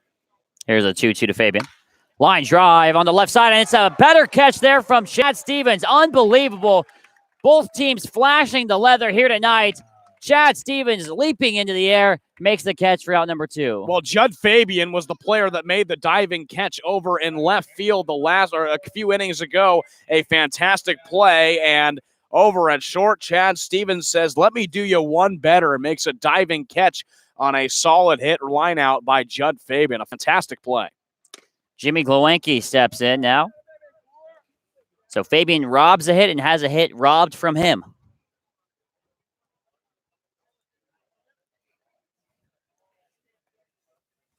Glowacki's 1-0. Misses a zone. 2 balls now and no strikes. Glowacki 0 for 2. Popped up in foul territory his first time. Grounded out to Darren Baker at second base, his last. Here's the 2-0.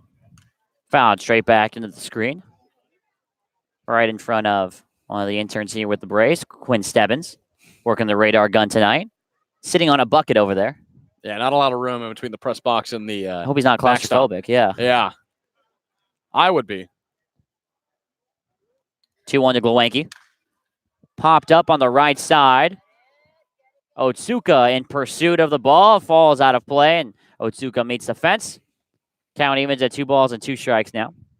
Fabian making a diving catch, having a hit rod from him. It's like the age-old question that outfielders always get. Do you like hitting a home run better or robbing a home run better? Kind of like that. I know Trout gets asked that a lot. Here's my thought process on that. Yeah. Hitting a home run's a great feeling. Right. I think taking away that great feeling would be even better. So I say robbing a home run would be more fun than hitting one. Here's my question. Do you have any experience doing both? As the 2-2 pitch misses the zone. Did he go around? No, he did not. The count fills up at 3-2. Any experience doing either? Maybe an MLB The Show, perhaps? Yeah, do I have to answer this question? Neither. Nothing. Not even in the show? No. Well, I've hit home runs. I don't play field. I don't field. I only hit. Okay. Because I'm lazy. That's boring. Yeah, that part's boring. Yeah. Here's the 3-2 to Glowacki. Ground ball up the middle. Stevens over there at shortstop. Catches it on a hop. Throws on the first base. And it's in time for out number 3. The Braves go down 1-2-3 in this top of the 5th inning. No runs, no hits, nobody left on. Head to the bottom of the 5th Wareham still on top, 7-1 here on the Braves Baseball Network.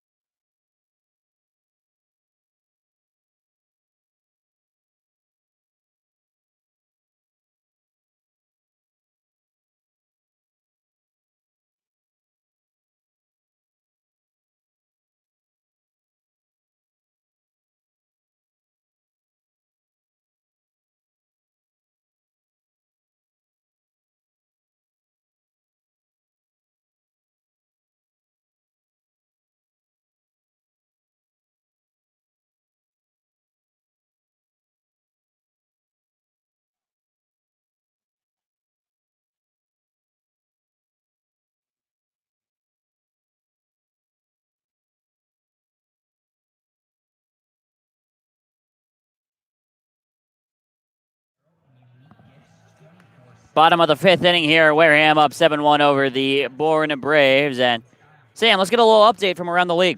Yes, come ride with me on my magic carpet through the Cape geez. Cod Baseball League scores. Falmouth on top of Katuitt. That's a 4-1 lead in the top of the 7th inning. YD continues to hammer down on Hyannis. 9-0 in the top of the 7th inning. 4-0. Orleans leads Chatham in the bottom of the 4th inning. Orleans could build on what is a 5-game win streak up to a 6-game win streak with a win at Chatham. On fire over there in Orleans as Nick Iverson, still on the mound, throws his first pitch to Dallas Beaver and misses the zone for ball 1. Beaver 1 for 2 had an RBI single his last time up in the 2nd inning. 1-0 pitch, just missed the zone. I presume it missed low. Count at 2 balls and no strikes now. This will be the 7th batter Iverson's faced. He's only allowed 1 hit so far, so he's done a great job in relief. Well, as you say that, the ball skips through the infield for a leadoff single. Sam Spell. Go ahead. You can say. Yeah, you can Sam say it. Spell. You can say it. Well, it took on a new life last night. In every game I'm on play-by-play, we lose. I'm 1-7 on the year. I shaved my goatee. You did. It was that's breaking news right there. Yeah, try and turn around the fortunes. And the first game, it's not looking too good.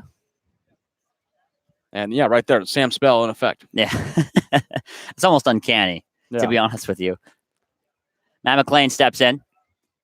0 for 1. Has a fielder's choices last time. Lays a bunt, but it pops it up, and Warren's able to charge in from third base and make the catch on the run for the first out here in the bottom of the 5th. Now, Xavier Warren read that bunt perfectly. He was already charging in on the infield, and it helped with McLean getting under that pitch.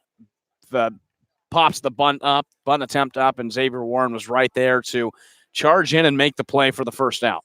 Cam Guangarena now steps in.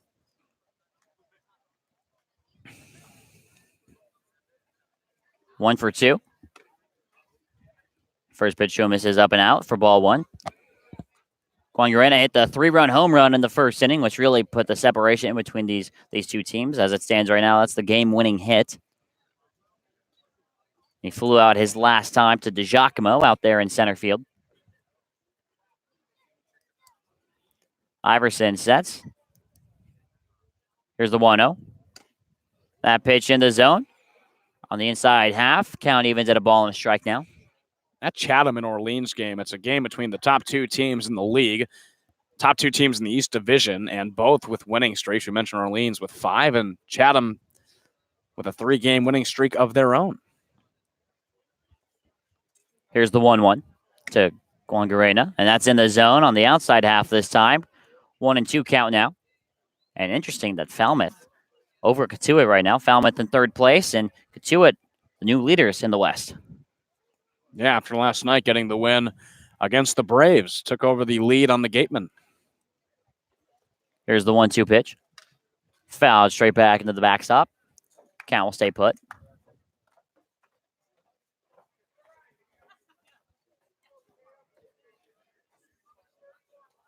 Hyannis falling to 3-14-1. Their lowest ever record. They finished with 7 wins a few seasons ago, about a decade ago or so. The 1-2 is fouled off down the first baseline. I don't think they'll quite be as bad as that record was, Sam. 7 wins. No, they can definitely get more than that. I think they played pretty well against us. They have or against the Braves. They have potential. There's certainly a lot of potential in that lineup. Things really haven't been clicking for them. Their temporary players haven't been doing as well. 1-2 pitch, ground ball that gets past the outstretched Bruiser. There goes Beaver, the catcher. He's being held up at second base as Fedko gets a throw into the cutoff man, Morissette. And it's runners at first and second here with one away for the Wareham Gatemen. No arms warming up in that Braves bullpen. They fully trust Iverson to get out of the situation. One out. Nothing really to worry about. You have Stevens coming up who's 0 for 2, so Iverson just needs to remain calm on the mound and finish out this inning. And all it takes is one ground ball here to get out of this inning. Chad Stevens, who robbed Judd Fabian of a hit last inning with a great diving play, steps in. First pitch to Stevens. Ground ball. This could be it up the middle. Morrissette's got it. He steps on second himself. Throw on to first. It's in time. It's a 6-3 double play. And Morissette flashing the leather of his own right there, making the play up the middle.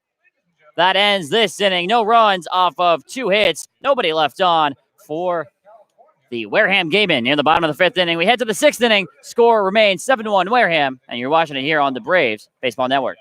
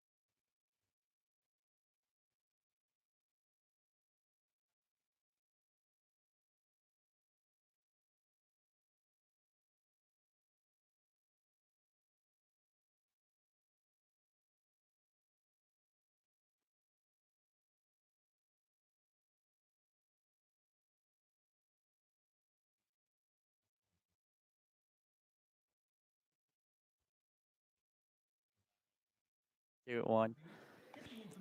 Milne Cat, the Cape and Islands Caterpillar dealer, is proud to be a sponsor of today's game. For sales and renters of Caterpillar machinery, generators, and marine engines, visit milnecat.com, your area cat dealer. 7-1 lead here for the Gatemen over the Braves. Top of the 6th inning. 3, 4, 5 spots due up for the Bravos. That's Warren, Greer, and Bruiser. Braves looking to generate some offense.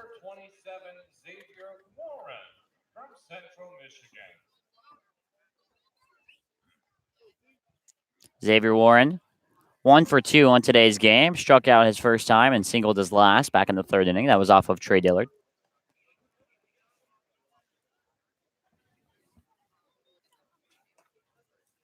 Warren takes the box from the left side. We're ready to go here in the top of the 6th inning. First pitch finds his own on the outside half. And Warren didn't like the call, but he's got to accept it. 0-1 the count. Yeah, Warren with a solid single already tonight. One of the Braves' 5 hits. 1-0 straight back into the screen. 0-2 now the count to Xavier Warren out of Central Michigan.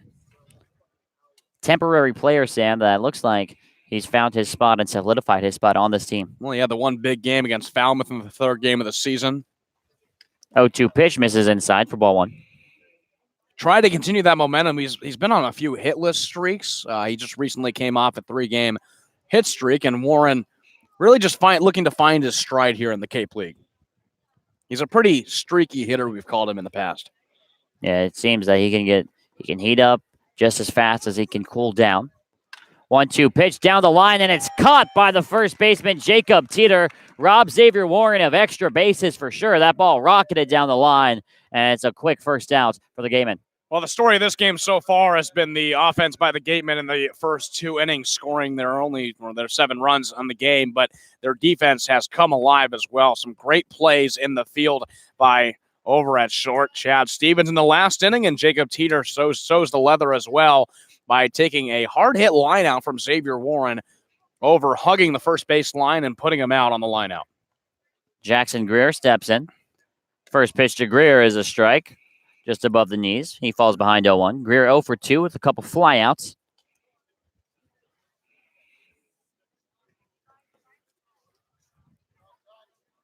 As he calls time here.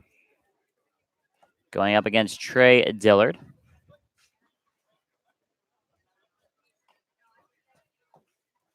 Here's the 0-1.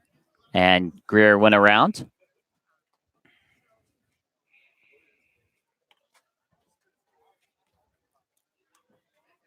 Jackson Greer, like we mentioned, on his third Cape team.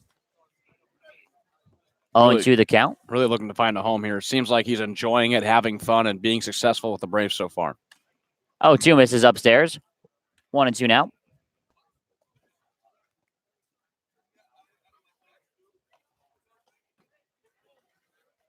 Greer saying he's done a lot of moving, more than anybody would like to.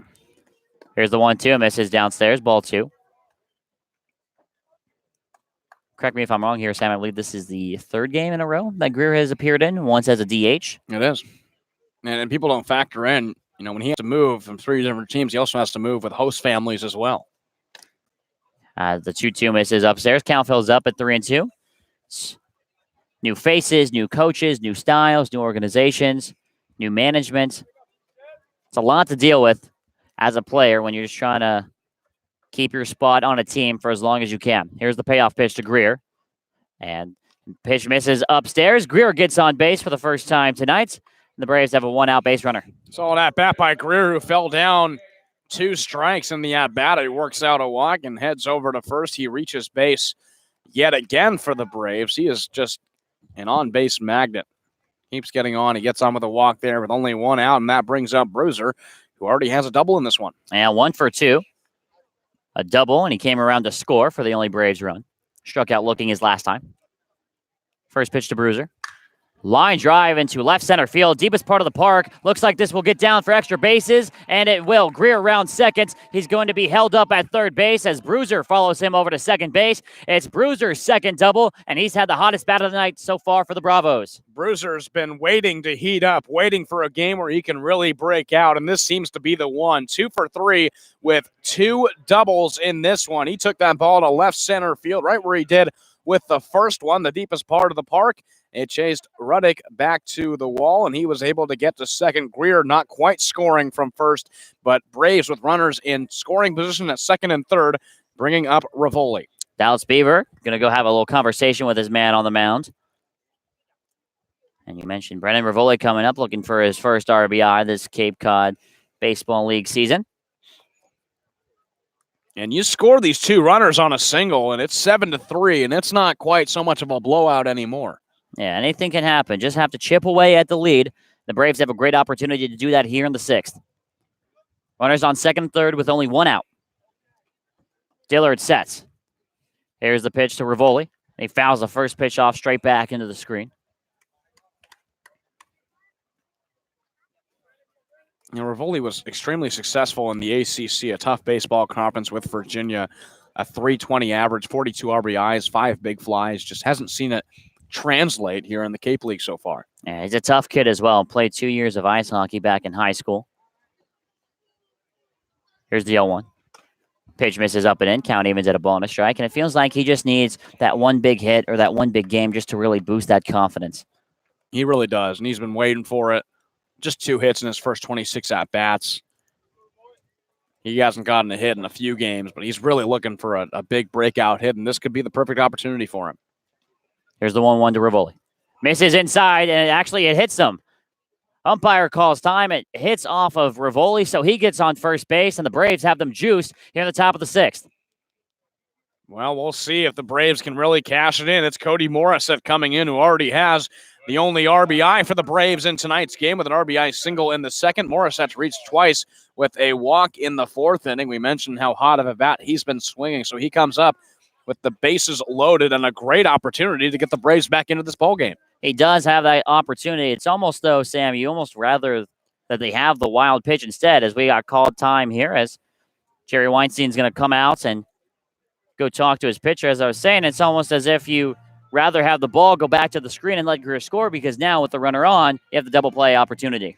Yeah, absolutely. And Greer was going to come home on that wild pitch as well. He was going to score to make this a 7-2 lead, but he has to be held up as the ball hit Rivoli. He gets over to first. Bases loaded. Not sure if Weinstein is just stalling here. They might make a pitching change, but they're definitely strategizing about something with Morissette up at the plate.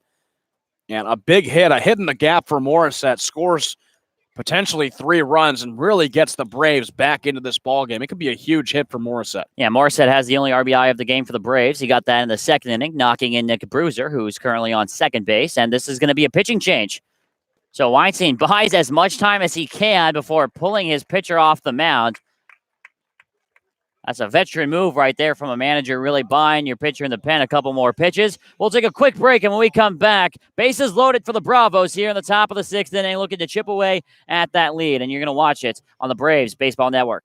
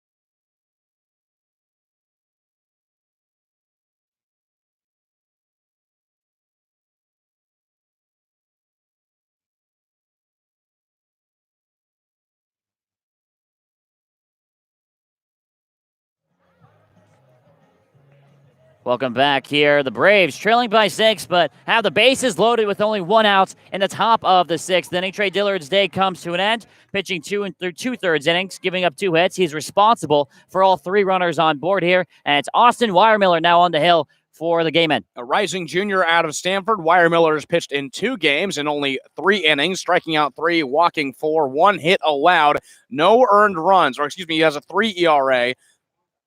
With 1 earned run in his last appearance at Chatham on June 28th. And he comes up in a tough situation with Morissette up and the bases loaded.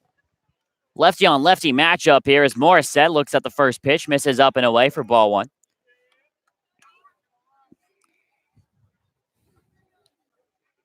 Kyler Fedko on deck for the Braves. Morissette with a big opportunity to get the Braves offense going. So 1-0 misses outside, and he leads 2-0 now. This is big for Morissette to be up in the count, and the bases loaded. 2-0. Weiermiller takes a step off the mound, tries to gather himself. He's already down in this count 2-0. Doesn't want to walk in a run, and doesn't want to allow the Braves to get back in this game. Morissette leads the team with 3 double plays this season, and the 2-0 pitch misses way outside. Weiermiller can't find the zone right now. 3-0 the count. Morissette's going to have that bat resting on the shoulder, not swinging at all here at the 3-0 count. Bases loaded. Yeah, I'd be shocked if he went around on this 3-0 pitch, especially with Weiermiller missing the zone badly there. 3-0 pitch. That's in the zone. Top of the strike zone, right at the belt for Morissette. And here we go. 3 balls and 1 strike now. Beautiful hitter's count. If Morissette can hit it right down the right field line, Otsuka, the right fielder, is playing more in right center. There's a lot of room in that area of the ballpark. Here's the 3-1 to Morissette. And that's in the zone, and quickly the count becomes 3-2. They got the strike call on the outside half. Infielders are pinching in at the middle. 3 balls, 2 strikes, 1 out. Bases loaded here for the Braves in the top of the 6th inning. They trail by 6 to the Wareham Gatemen. Here's the payoff pitch. Fly ball into right center field. Back on it is the center fielder, Ruddick. He's made the catch. Greer is advancing on the tag, and he's in standing up. Morissette scores 1 with the sac fly. The Braves now trail by 5. Oh, in this situation, a 7-1 game, Morissette was definitely looking for a hit. He claps his hands in frustration as he jogs off the diamond. He flies it deep enough to get Jackson Greer home on a sac fly. Braves still have runners on with 2 outs and Fedko coming up, but not what Morissette was looking for coming up. Now, he does score a run, though. Runners on first and second for Kyler Fedko going against the lefty, Miller. So that run is charged to Trey Dillard. And if the runner is on base right now, were to come around to score, all 2 of them would also be given to Dillard as well. Here's the first pitch to Fedko. That just misses the zone, perhaps outside and maybe a little low as well, 1-0. Braves chipping away here at that, what was 7-1 lead, now making it 7-2 as Morissette hit the fly ball to the deepest part of the park. Here's the 1-0 from Miller. And call is that he went around on the check swing from the home plate umpire, so the count evens at a ball and a strike now. Yeah, the first runs from either team since the 2nd inning. I thought this was going to be a score fest, at least for Wareham, and they've been held at 0 the past 3 innings. Yeah, credit Nick Iverson. Here's the 1-1 to Fedko. Fly ball on the right side, playable for the first baseman Teeter, and he makes the catch in foul territory to end the inning for the Braves. However, they do get on the board, though. 1 run off of just 1 hit. And there's 2 runners left aboard for the Braves. They do get that run, like I said. They trail it by 5 here. Our score heading into the bottom of the 6th inning is 7-2 with the Gatemen on top of the Braves. And you're watching it here on the Braves Baseball Network.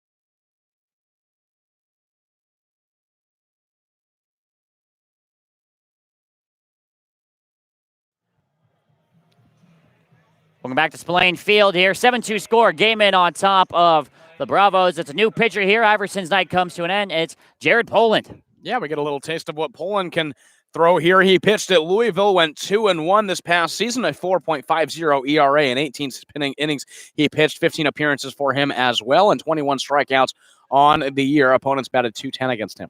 Mike Antico steps in and he looks at a first pitch that misses the zone for ball 1.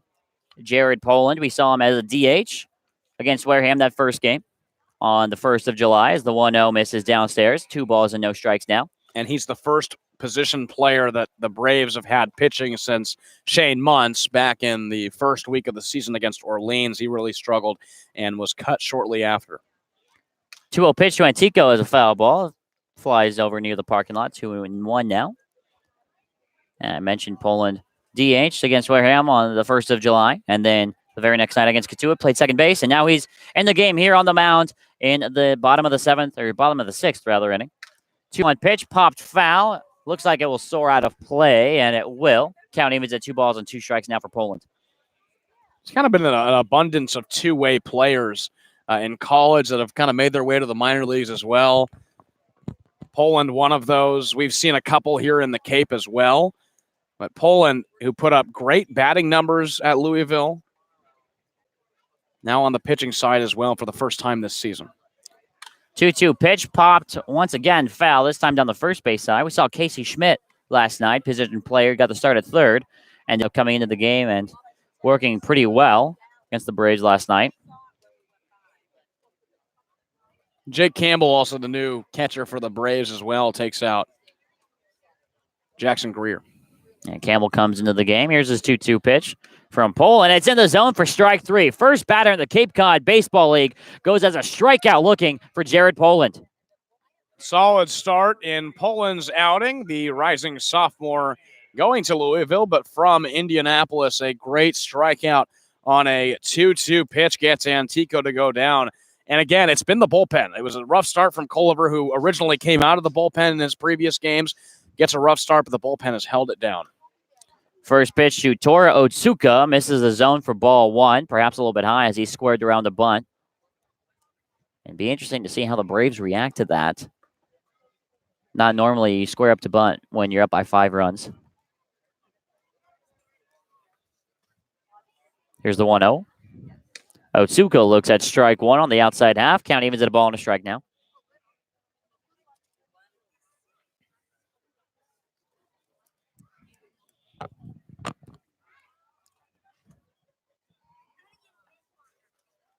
Poland taking his time. Gets a sign from Campbell. Here's the 1-1. Line drive to the right side. Bruiser dives, but he can't get there. Gets through for a base hit, and Otsuka has his second single of the night as the relay throw comes into Glowenke here with 1 away. Great hit from Otsuka to right field. Bruiser tried for it, outstretched his glove, laid flat on the gravel. It just got past his outstretched glove and into right field, and Otsuka is on for another hit in this game for the Gatemen. Matthew Riddick now steps in. 10th hit of the game for Wareham. Nice it is. Riddick's got 2 of them with a home run and a single. First pitch, and there goes Otsuka as a hit and run. Pitch goes foul down the third base line. So Otsuka has to return to first base, and we'll reset here at 0-1. Wareham continuing to play aggressive here, up by 5, 7-2. We saw a bunt attempt from Otsuka, and now a hit and run play with Riddick at the plate. They're still looking to tack on some more runs. Poland sets here, hands meet at the letters. Here's the 0-1. Another foul ball down the left side, heads up over there. And Riddick falls behind here, 0-2. That was a great off-speed pitch from Poland on the mound. Riddick was just waiting for it, and just got a bat on it. Fouled it off over on the left field side. But Wareham hasn't scored. They've been blanked the past 3 innings. Hasn't scored since the bottom of the 2nd inning. Bullpen for the Braves has done well, and Poland is looking to continue that success. We'll see if you just put Poland under Sam's spell here. 0-2 is a throw over to first base. Don't do that. I think you just put the Joran Jinx on my spell. I don't think so. It was uncanny. Talking about how Iverson hasn't allowed to hit. Very first batter gets a single into left field. Here's the 0-2. Pitch misses upstairs. 1-2 now. Sun beginning to set here on the eve of Independence Day, July 3rd. About 8:40 here at Wareham. Here's the 1-2. Pitch in the dirt. Campbell does well to keep it in front of him. 2 balls and 2 strikes now.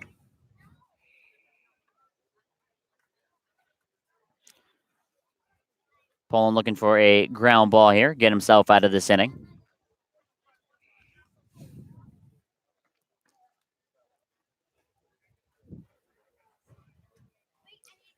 Poland sets. and fires the 2-2. Swung on. It's tipped into the glove of Jacob Campbell, and that'll go as for another strikeout. Poland's second strikeout for the second out here in the bottom of the sixth. Good pitch on 2-2 from Poland. Down the pipe and gets Rudick to swing at it. He goes down for just the second time tonight. Now moves to 2 for 4. And that brings up Baker, who's been a tough out. Hasn't gotten out. He's walked twice and singled in his last plate appearance. We'll see how Poland deals with him with 2 outs and a runner on. And he's had a very busy 1-for-1 night. And the first pitch to Baker is off speed and is in the zone for strike one. Baker walked and later scored in the first. He walked in the second and then got on with a single in the fourth.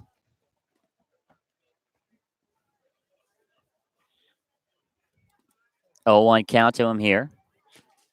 Here's the pitch from Poland. That misses inside for ball one. Count evens up. You know that people shoot off fireworks on the 3rd of July instead of the 4th of July? I've not heard people doing that. It's a thing. Is it really? It's a thing. Around Indiana or just? No, actually, I went to California to visit one time. 1-1 pitch is chopped down the third base line. Tough play for Warren. He makes the play with the glove. Throw over. Skips past Nick Bruiser at first base. Otsuka round second. He's given the breaks at third.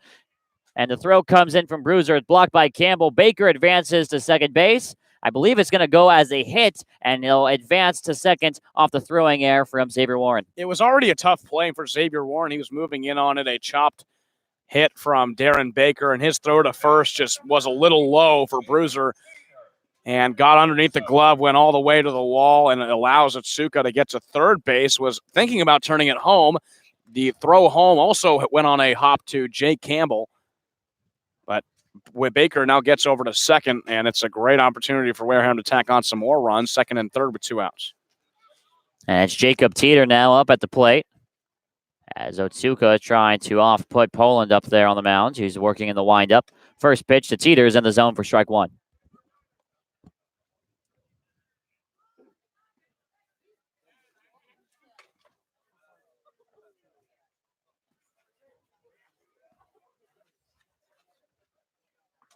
Poland shot Otsuka a look. Now just zoning in here on the plate. Here's the 0-1 to Jacob Teeter, and he fouls it off the light pole. Heads up, comes right back to Teeter.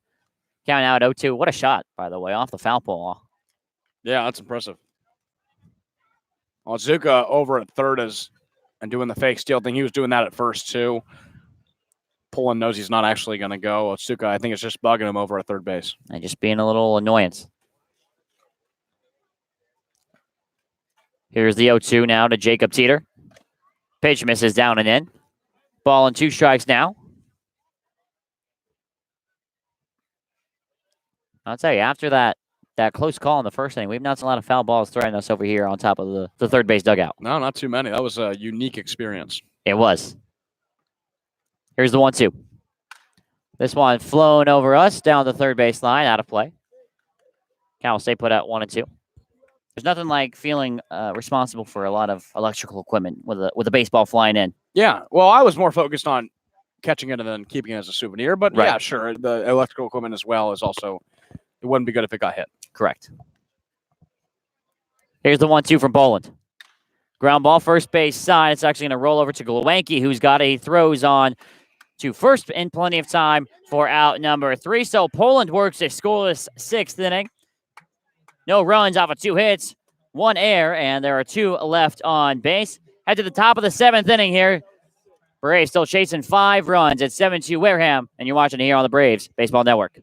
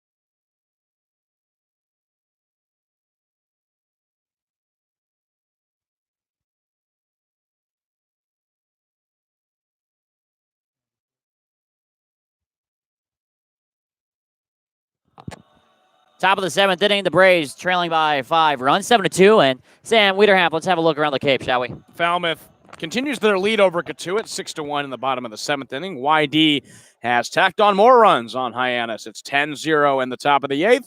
And Orleans still leading over Chatham 4-2. That game is now, it's in the top of the 6th.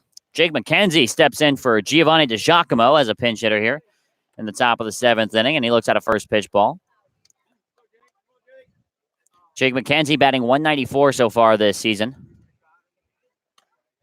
And the 1-0 pitch swung on and missed. Ball and a strike now. Last saw Jake McKenzie against Wareham back on July 1st. 0-for-4 with a strikeout. 1-2 is in the zone, and quickly McKenzie falls behind 1-2. He was only one of 2 players to fail to reach base in that game against Wareham 2 nights ago. Same and Nick Bruiser. Here's the 1-2. McKenzie barely fouls this one off. Straight back to the backstop. Count stays at a ball and 2 strikes. He homered in that one game at Harwich a few weeks back, and really haven't seen the same power from him at all the rest of the season.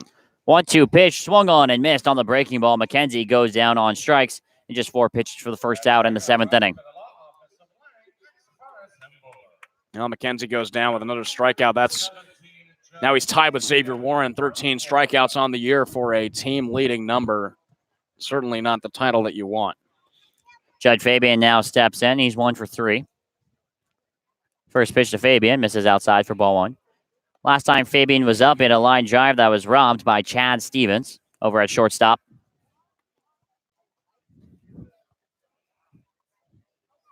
Here's the 1-0. Off-speed pitch that finds the bottom of the zone for a strike. 1-1 now.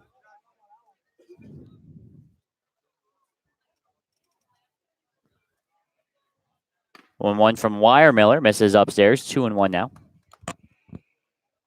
If you look at the Wareham bullpen, there's a little flame going on. I wonder if it's a tiki torch.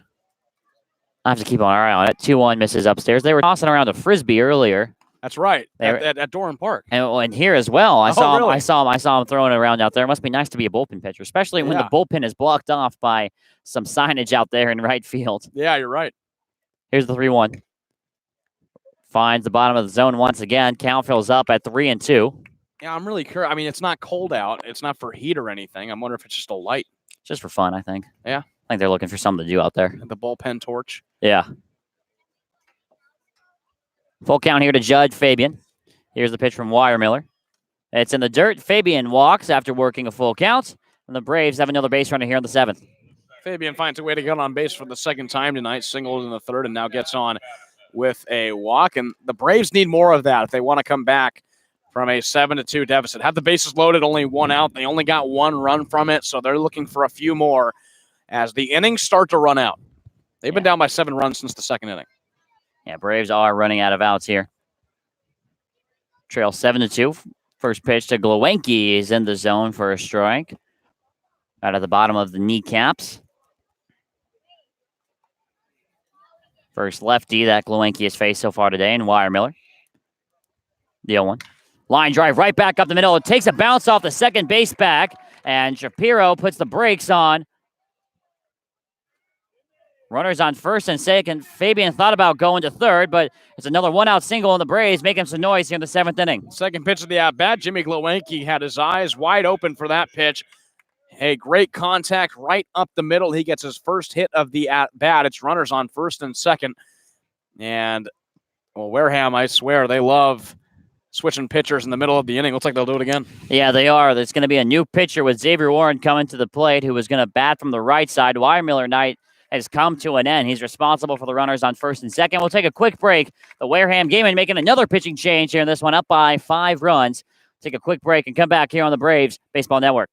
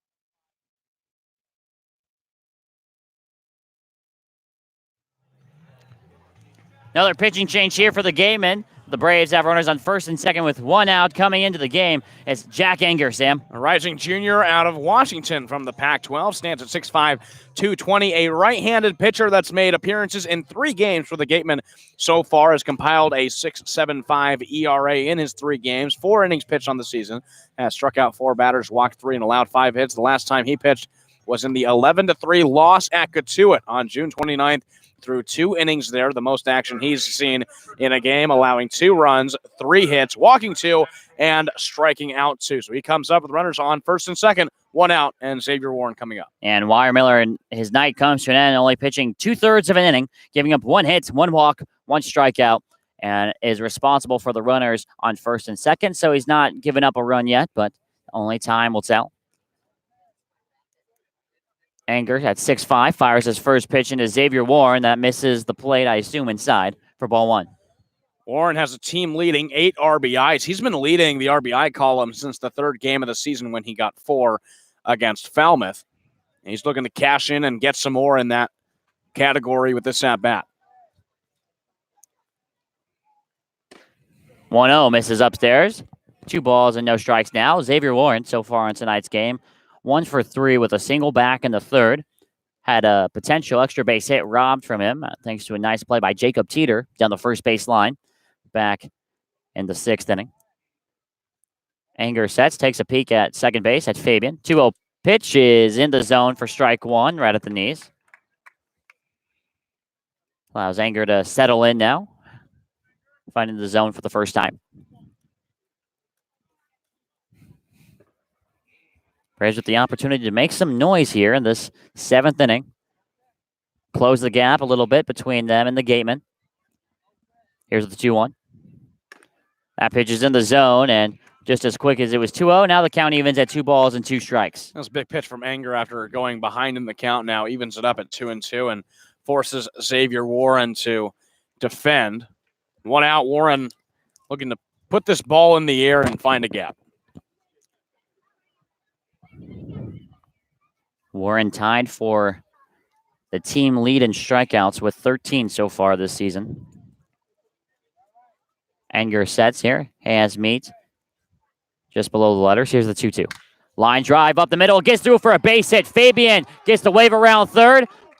The throw coming in from center field, and Ruddick is cut off by the first baseman Teeter, and Xavier Warren gets an RBI single to pull the Braves within 4 runs. Exactly what Xavier Warren was looking for. Great contact right up the middle that allowed Judd Fabian to come around home and score. Glowenke gets to second, Warren to first, and the Braves are slowly inching closer and closer on this now 7-3 deficit. Just a 4-run differential. Jacob Campbell, who came into the game in the last inning, now is getting his at-bats here in the 7th.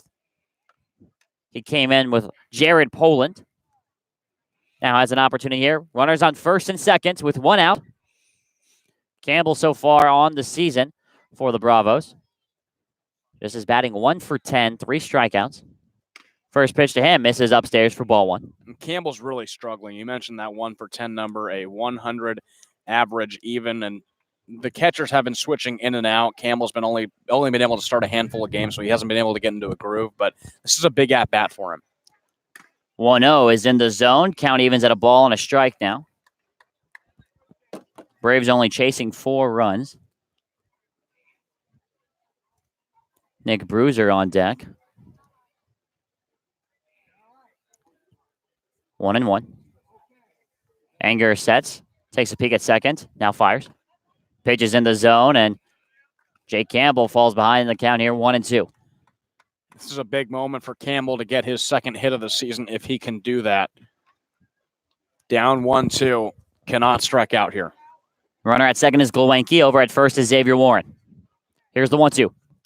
He fouls this one up just over the press box, and he stays alive for another pitch here, a ball and 2 strikes.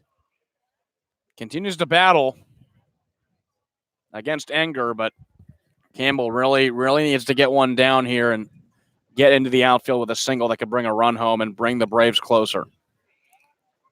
Anger sets here. Ball and 2 strikes to count to Jacob Campbell out of Illinois. Here's the pitch. Swung on and missed. No, it's called a foul ball. So Campbell just gets a little bit of that one to keep himself alive here. And this at bat here, Sam. I think Campbell might have thought that was strike 3, but he gets lucky. A foul ball call, and now he's back still with a 1-2 count. Yeah, I guess the benefit of the call there for sure. Anger takes a peek. Here's the 1-2. Campbell looked like he held up. They appealed to first base, and he did. Count evens up at 2 balls and 2 strikes here. Campbell just holds up in time as that ball was coming right for his chest. Backed out of it. Almost swung the bat around, but he holds up, and it's a 2-2 count now. Anger sets. Here's the 2-2. That one's down on the dirt, and Campbell has worked himself a very nice at-bat here. 3 balls and 2 strikes now. This is probably the best at-bat we've seen him have all season. Has worked this count to now 3-2, and has really put the pressure on Anger to throw a strike to him. Runners on first and second here. The Braves trailing by 4 runs here in the top of the second inning. Here's the payoff pitch, and Anger is going to throw to second base and decides to hang on to the ball. No one covering. Buys himself an extra couple seconds here.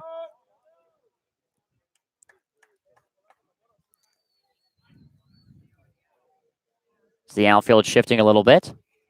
Antico moving closer toward the line. 7-3 score. Here is the payoff pitch to Campbell. And he fouls it off just back into the backstop. Stays alive here, 3-2. Now this sequence just building up and up with the momentum for Campbell. Keeps fouling off pitches. He's going deep into this count on Anger. Campbell 3-2. Ball in his court. 7-3 score here. Top of the 7th inning. And Campbell calls time. This is a big moment in the game. One of the more important at-bats. Campbell batting for his first time tonight. And he's looking to start it off strong. Runners on first and second here for the Braves. Here's the payoff pitch to Jake Campbell, and he fouls off another pitch, staying alive. And the battle is on here, mano-a-mano. Yeah, everyone's really getting into this one, zeroing in on the battle between Jack Anger and Jacob Campbell. Campbell gets back in box. He's staring at the bat, just kind of trying to calm himself down. He's been in this at-bat for a while now. Judge Fabian scored off a single from Xavier Warren. Glowanke, who also singled in the inning, and we got time called. At this point, Campbell's basically seen everything that Anger is going to throw at him. So we'll see what Anger gives him 3-2 yet again. This is going to be an important pitch. Anger sets. Glowanke on second. Warren on first. Payoff pitch again. 3-2, and it hits Campbell. Campbell works an incredible at-bat, and the bases are loaded. And more importantly, Sam, the tying run comes to the plate in Nick Bruiser. What an incredible at-bat by Jake Campbell, and he ends up getting hit. That is an at-bat that's going to frustrate Jack Anger on the mound. And you see catcher Dallas Beaver going out to the mound to talk with him, calm him down. Just was in that, he was focused in that at-bat for a while, couldn't figure out a way to retire Jacob Campbell, and now Campbell's on first, and the bases are loaded. Bruiser has gotten on twice today with 2 doubles. He is exactly the man you want to see at the plate right now in this game. 2 for 3 with 2 doubles. Had a run scored back in the second inning. As Dallas Beaver, the catcher, is talking to Anger up there on the mound, and that meeting is about to come to an end. I think this is just trying to stall the Braves' momentum. You know, not only is Dallas Beaver trying to calm down Anger, but he's trying to create some pauses in the game with the Braves' best hitter in this game coming up. Pause the game a little bit, slow things down, and get this one. And now we have a mound visit from Weinstein. Yeah, Jerry Weinstein is going to come out to the mound after the catcher did, and this is absolutely a pause in the momentum, trying to create a disruption in the Braves' rhythm here.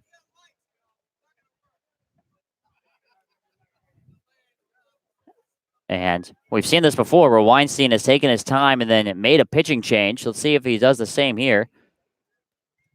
Yeah, he's changed pitchers in the middle of innings before. Anger just came into this one not too long ago. You see the umpire going out and talking to him on the mound and trying to get this game going. And no new arm coming out yet. Yes, they will. Wow. That's unbelievable.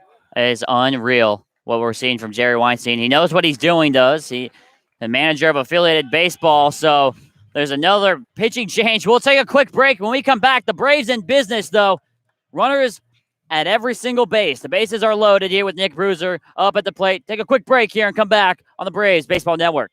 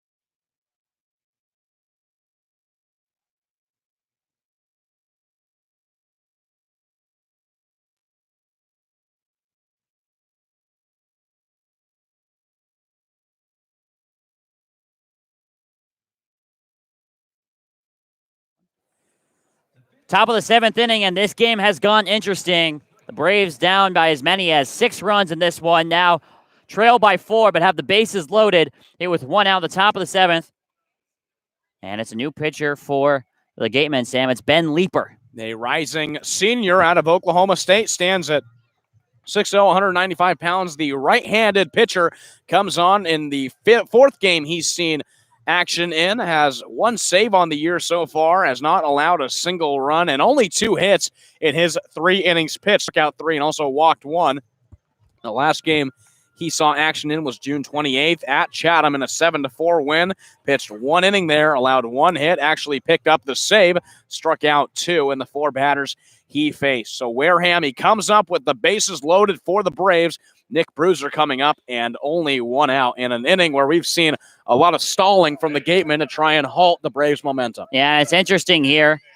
Austin Anger does not throw an inning, does not record it now, gives up a hit, and a hit batsman as well. He is responsible for the runners on 1st and 2nd, and Jimmy Glowacki's run, if he does come around to score, will be charged to Austin Weiermiller.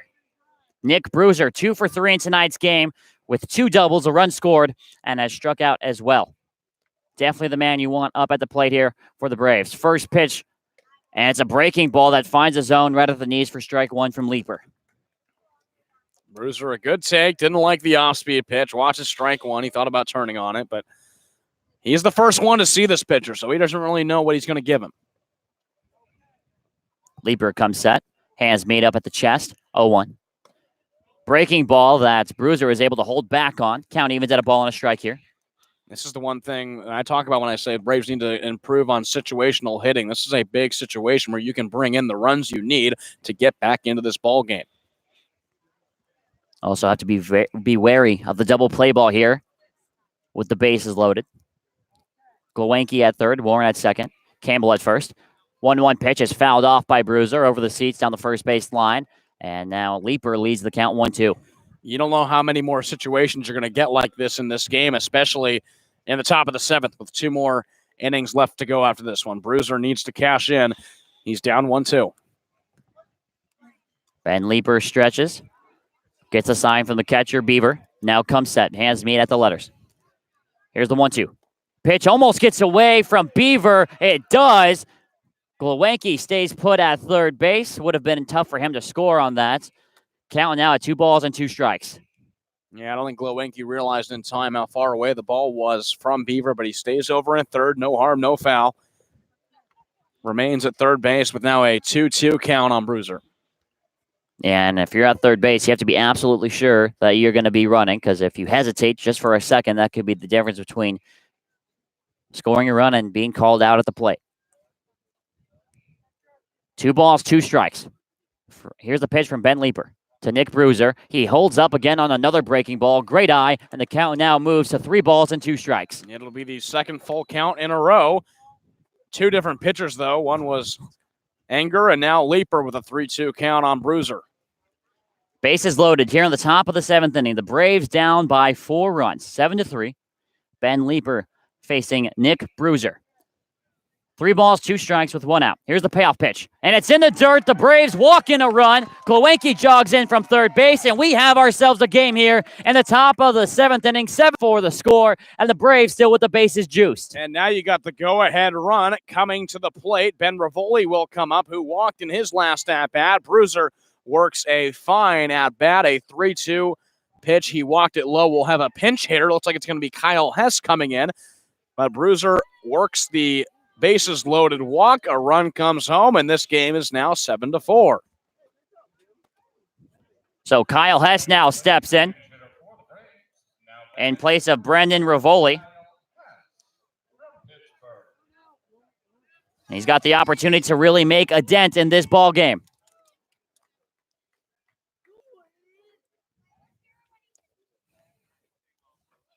So Weiermiller now has his final line completed, 2/3 of an inning with a hit. He's given up 2 runs that have both come to score in this inning. Anger's runs sit on second and third, and Campbell and Warren respectively, and Nick Bruiser now on first base. First pitch to Kyle Hess, and it's in the zone for strike 1 right at the knees. Hess is coming off a tough 0-for-3 performance against Katuitt with a strikeout. His average low at 154, 4 for his first 26, and is looking for his first RBI on the season. What a time it would be to get it right here, right now. Here's the 1-0, or the 0-1, excuse me, and it's in the zone now at no balls and 2 strike. Hess quickly falling behind. 2 runs already home for the Braves, but they're looking for a lot more than that with the bases loaded. Braves only trailing by 3 runs here. Here's the 0-2. That's in the dirt, and Beaver does a nice job keeping it in front. Saves a run there for sure. Count now moves to a ball and 2 strikes. Yeah, that was huge there for Beaver to be able to get in front of that wild pitch that bounced. Keeps it in front of him. Hess still in the at-bat, 1-2. Hess did a nice job not taking the bait there on that waste pitch in the dirt. Here's the 1-2. Swung on and missed by Kyle Hess. Leaper got him on the off-speed pitch, and now 2 outs here in the top of the 7th. A big sequence for Ben Leaper to really get back focused after coming in and allowing a walk to Bruiser that walked a run in. He gets a big strikeout on the very next batter in Kyle Hess, who was brought in specifically to face him, and now it's in the hands of Morissette, who already has 2 RBIs. First pitch to Morissette misses the zone, up and out. You mentioned he's got 2 RBIs, 1 off a single and a sac fly, so he's had a busy 1-for-1 night himself. Singled back in the 2nd inning to score Nick Bruiser, walked in the 4th, and hit that sac fly back in the 6th. Here's the 1-0 from Leaper. That's in the zone, right down and away. Paints the black. Ball and a strike now to Cody Morissette. Morissette just recently named to a lot of different news publications, freshman All-American team out of Boston College. Here's the 1-1. Broken bat floater to shortstop. Chad Stevens makes the catch for the out. Perhaps the broken bat is perhaps the difference between that landing for a hit and becoming an out. The Braves get on the board twice, though. They only trail the Gatemen now by 3 runs and have made these last couple innings very interesting. We'll take a quick break and come back here on the Braves Baseball Network.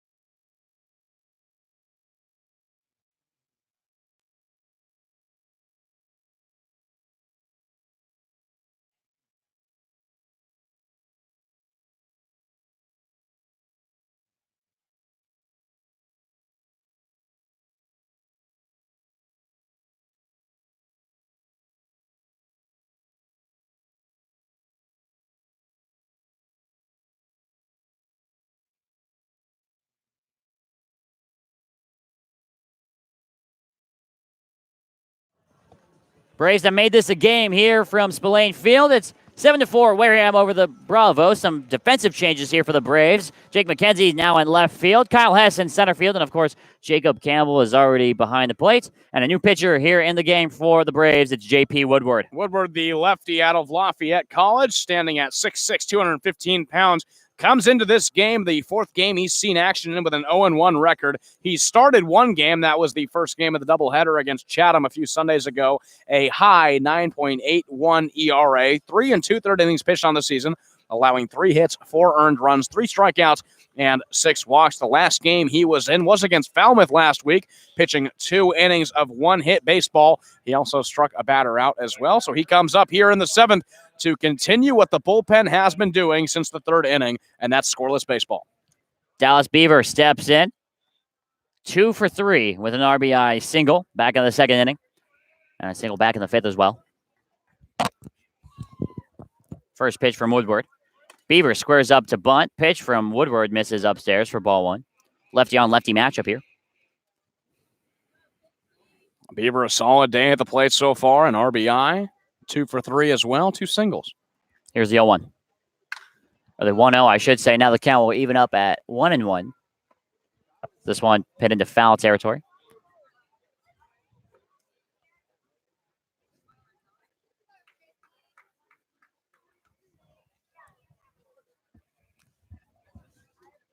Pitch from Woodward.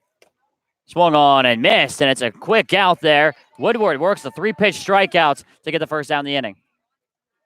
Solid first batter from Woodward gets him out in 3 strikes to set Beaver down. He moves now to 2 for 4, and this Wareham lineup has really struggled since that 2nd inning. Matt McLean now steps in. He's 0 for 2 with a walk and a run scored. First pitch is in the zone. Woodward in the zone here gets a first strike. That's 4 strikes in a row from J.P. Woodward.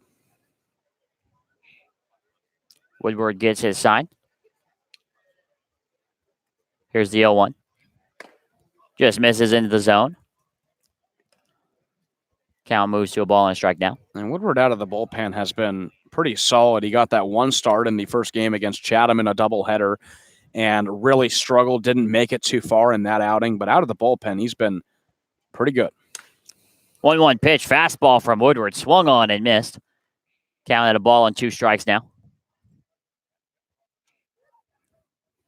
Braves only chasing 3 runs here, have 6 offensive outs left to go. Need to limit the lead to just 3 here. Here's the 1-2. Waste pitch there from Woodward, misses way upstairs. Count evens at 2-2.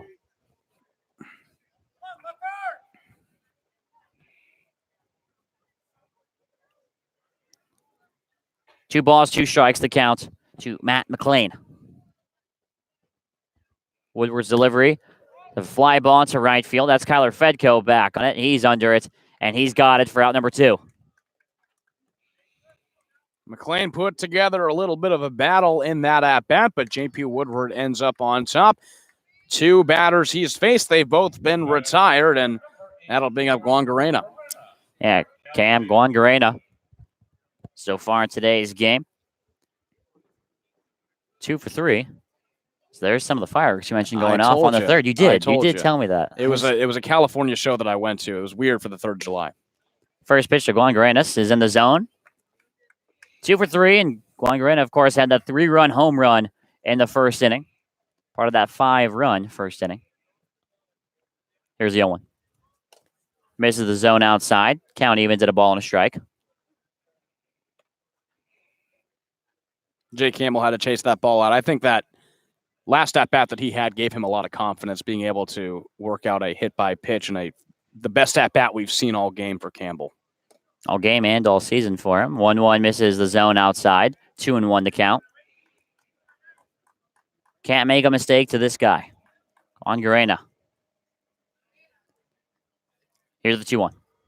Swung on and missed. Good pitch there from Woodward. Got Guangarena on his front foot. Has a circle back around the box to get to his spot in the lefty box. 2-2 the count.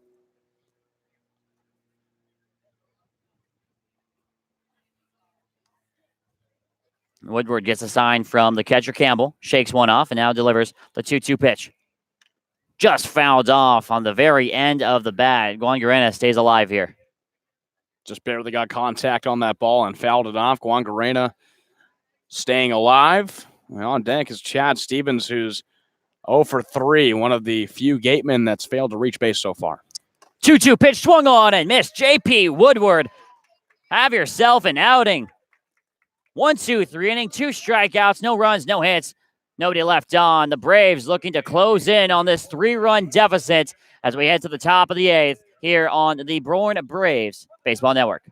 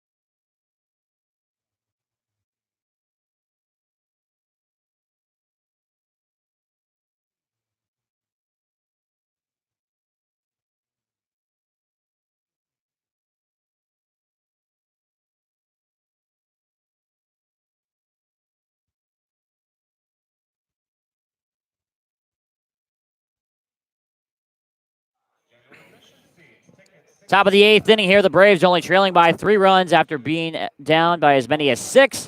Sam Wiederhalf, let's have one more look around the Cape, shall we? Yeah, we got a couple of final scores to report. YD has finally taken down Hyannis, a 13-1 score there. Falmouth has beaten Katuitt 6-1. That game has gone final. And Chatham has worked all the way back and ties Orleans 4-4. That game in the bottom of the 7th. Top 2 teams in the league going at it. Yeah, that's a good one over there at Veterans Field in Chatham. Kyler Fedko to lead things off here in the top of the 8th inning. Braves need to make some moves here, down by 3 runs. Hope to get at least a couple back here in the 8th, so we only have to go against 1 in the 9th inning.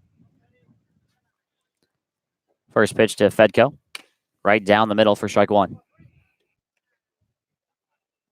Fedko reached base in the 2nd inning with a single and has struggled with a few flyouts in his past 2 at-bats. Ben Leeper still on the mound for the Gatemen. 0-1 is off speed and misses the zone outside. Ball and strike now.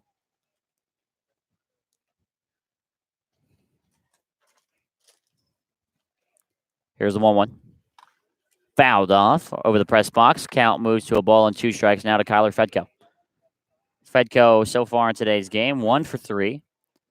Single back in the 2nd inning and a couple pop-ups on the infield. Braves need base runners here. The 1-2. Way out of the zone. Fedko doing nice to avoid going after that one. 2-2 now. Braves still down by 3. It's important to put base runners on early on in the innings. Fedko looking any way to get on base. Here's the 2-2. Just misses the zone outside. Count fills up 3-2, and Fedko has put on a nice at-bat here.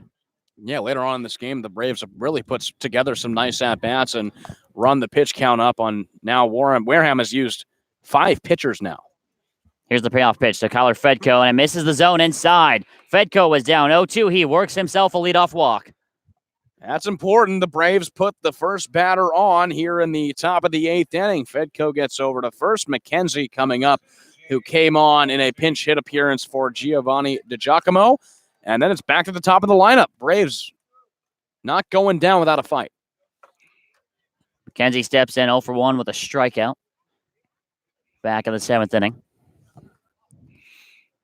First pitch to him. Ground ball, and it gets through for a base hit. The first 2 runners are on board here for the Braves in the top of the 8th inning. First and second here with nobody out. Again, the Braves put more runners on, and more importantly, Fedko gets into scoring position over at second. Back to the top of the lineup in Judd Fabian, who's already gotten on base twice with a single and a walk. And Beloso will actually be pinch hitting for Fabian. Yeah, Beloso steps in from LSU. Runners on first and second here. Beloso was given originally the night off.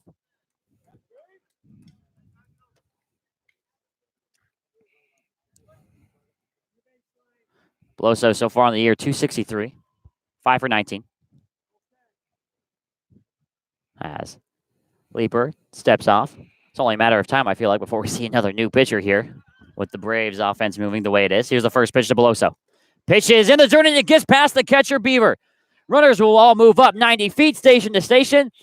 The double play threat exists no more. Runners on second and third here for the Bravos.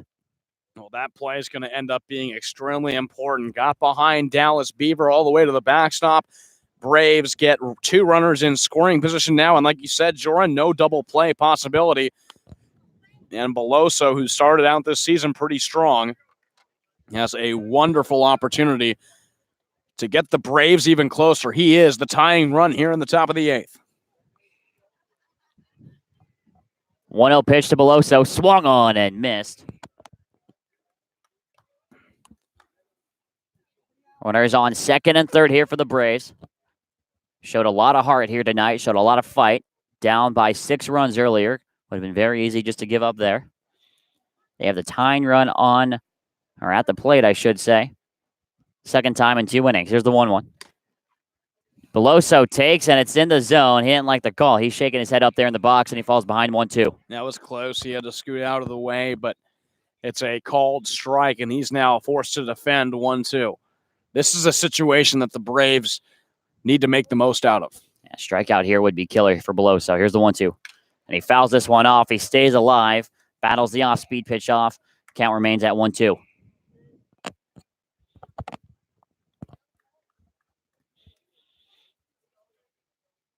Beloso, throughout his first 6 games with the Braves, has hit safely in 4 out of 6 and has reached base in all 6.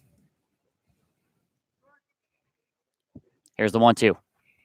That one's in the dirt. Beaver this time keeps this in front. And Beloso, like the rest of the Braves have been doing all game long, working a nice at-bat here. Yeah, the plate discipline, especially in these later innings from the Braves, has been extremely impressive. Beloso, who was down 2 strikes, now works it to a 2-2 count. Leeper comes set, hands meets in front of the letters. Here's the 2-2 to Beloso. Ground ball on the right side, and it's going to just bounce foul. Fedko was coming in on the play, so he would have scored. He's forced to go back to third, and the count stays at 2-2. That would have been an out anyways for Beloso, and I think he wants another opportunity. He's really looking for something good he can put into a gap and score 2 runs. Beloso wants to make an impact, and if there's any chance to do it, it would be now. Lieber gets his sign from the catcher, Beaver. Comes set. Runners on second and third here for the Braves, trailing by 3. Here's the pitch to Beloso, and it misses the zone low. Beaver did his best to try and frame it up, but the count fills up at 3-2. That was a great take from Beloso, a tempting pitch that just fell low, and Beloso lays off smartly and now makes this count 3-2. Full count here to Cade Beloso with the Braves trying to tie this game up. Come back from 6 runs. Here's the payoff pitch to Beloso, and it misses the zone inside. What an at-bat from Cade Beloso. And once again, the base is loaded here for Jimmy Glowinski. And make that the 7th straight game. And all 7 games Beloso has played in, he has reached base in some way. Gets on in a pinch hit opportunity and takes first on the walk. And the bases are loaded now. Glowinski, a big at-bat here. Bases loaded with nobody out, and it's Jimmy Glowinski. 1 for 4 with a single and a run scored in tonight's game. First pitch to Glowinski. Fly ball to right field. Otsuka is back on it. He's running up, makes the catch. Fedko is going to try him. No, he's going to stop at third, halfway there, try to deke him, test the arm. And it's an unsuccessful at-bat for Glowinski. And Glowinski goes first pitch swinging, flies it out to right field, and it helped because Otsuka had to run in on it and already had momentum carrying toward home plate. So the throw, most likely, if it was accurate, would have gotten Fedko coming home. So he, unfortunately for the Braves, has to stay over at third. But it brings up Xavier Warren, who had an RBI single in his last at-bat. And Warren, you mentioned, had that RBI single, 2 for 4. A pair of singles so far tonight. Bases loaded here. First pitch to Warren. He chops it, and it's going to go foul. No, it's off the foot, excuse me, of Xavier Warren. So it goes in for a strike. Defensively, playing a little bit of a shift on Warren, who's batting on the left side this time. Third baseman McLean moving a hair over to his left. So the shortstop Stevens just playing right behind the second base bag. And middle infield is pinched together. Here's the 0-1 to Warren. That's in the zone for strike two, right at the knees. And Warren quickly falls behind 0-2. He's got to do something out of this at bat. We mentioned he leads the team in strikeouts, tied with Jake McKenzie. He can't do that right now. He's really got to zero in, focus, and make some contact. A little bit of fog rolling through here. Here's the 0-2 to Warren. Ground ball. Chopper on the first base side. It's going to be a tough play to get Warren at first base, and he is called out at first base, and he can't believe it. He jumps in the air. A run comes in to score. Harvey Shapiro is going to go have a talking to, but I don't think it's going to amount to anything. Wow. I cannot believe that was called out. I can't believe that. Harvey Shapiro going over to talk with the first base umpire. It's warranted. That is a tough call over at first base. Xavier Warren showed the speed, gets a run home, but wow, I'm stunned. I am absolutely stunned. It looked like he beat him by a step for sure. Harvey Shapiro is getting his money's worth over at first base. Tying run now sits at second base, but Sam, it really looked like he beat that for sure. That was close. That was close. Oh, it brings up Campbell again for a big at-bat on his part. Yeah, Braves will have to fight through it. Now, Jacob Campbell sits in with runners on second and third. Tying run at second base and Cade Beloso. 2 outs now. We're going to have time called, and I believe we're going to have another pitching change.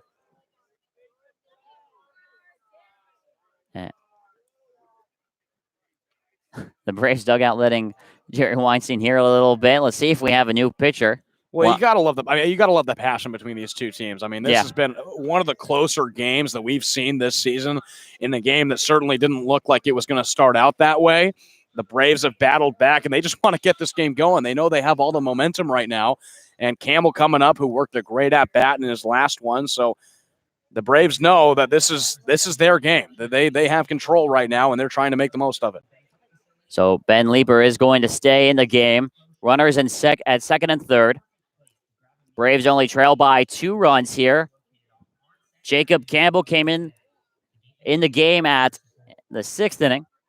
Got his first at-bat in the 7th. Was down 0-2 and ended up being hit by a pinch after working the count full.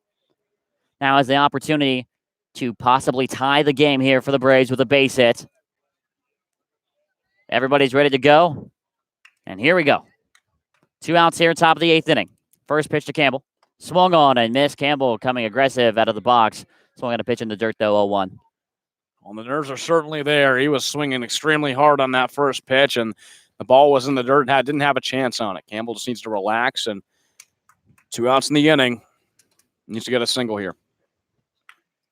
Or at least keep the lineup moving here. Here's the 0-1 to Campbell. Misses up and out. Count evens at a ball and a strike.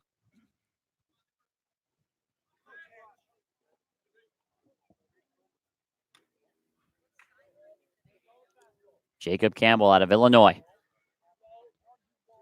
The opportunity here to tie the game. Runners on second and third for the Braves, trailing just by 2 runs. Here's the 1-1. Swung and missed by Campbell yet again. Fooled by the off-speed. Counted a ball and 2 strikes now. Campbell trying to be the hero. 2 really tough swings. Has the opportunity to make an impact on this game right now. Lieber sets, fires the 1-2 pitch. Swung on and missed for strike 3. Campbell goes down on strikes. The Braves find the plate for 1 more run here in the top of the 8th inning. We'll have to go play defense yet again. Had an opportunity there to really make an impact on this game, potentially tie the game as well. Ed bases loaded with 1 out and only gets 1 run. We'll head to take a quick break here. Bottom of the 8th inning coming up. It's 7-5 with the Gatemen leading and entering what could be their last bats here. Take a quick break here on the Braves Baseball Network.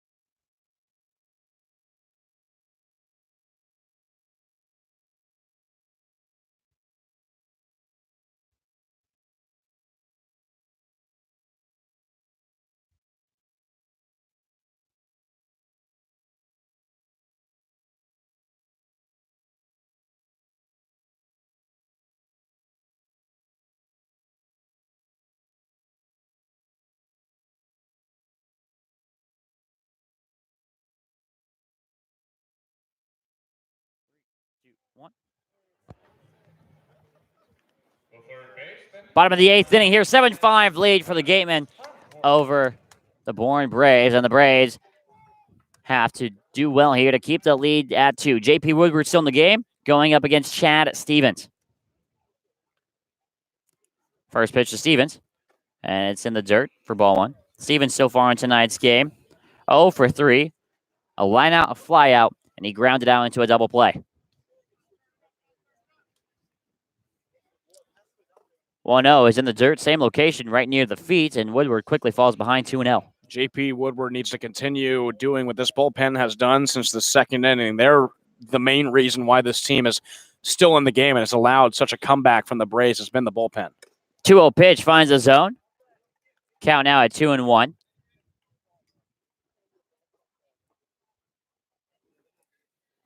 Woodward gets his sign. Now fires the 2-1 pitch. Ground ball right up the middle. That's Jimmy Glowenke over there. Bobbles it. Throw on to first. Beats Stevens out by just a step. Well, better by an inch or a mile, and out is an out. And it's the first one here in the bottom of the 8th. Well, that's great concentration by Glowenke over at second to maintain possession of that ball. Keeps it in his grasp and toss it on over to first for the first out. Mike Antico steps in now. 0 for 3, couple flyouts and a strikeout. First pitch from J.P. Woodward. Ground ball to Glowenke again over at second base. He's got it. Sidearm throw to first base. Beats Antico by a step. And it's a quick out number 2 in the bottom of the 8th. And Glowenke, 2 solid plays over at second. Routine ground outs, and it's 2 up, 2 down. I can't stress enough, this bullpen, after coming on with Culliver, struggling in the first 2 innings, they have come on and put zeros on the board ever since the second, and they've allowed this little comeback from the Braves. It's been really, really impressive to watch. Yeah, once again, the bullpen deserves a lot of praise in coming to this one. 7 runs in the first 2 innings. They've kept the Gatemen at bay. Otsuka now steps in, and he's been a thorn on the Brave side today. 2 for 3 with a pair of singles. A run scored in there as well. First pitch from Woodward to the lefty Otsuka. Misses up and in for ball 1.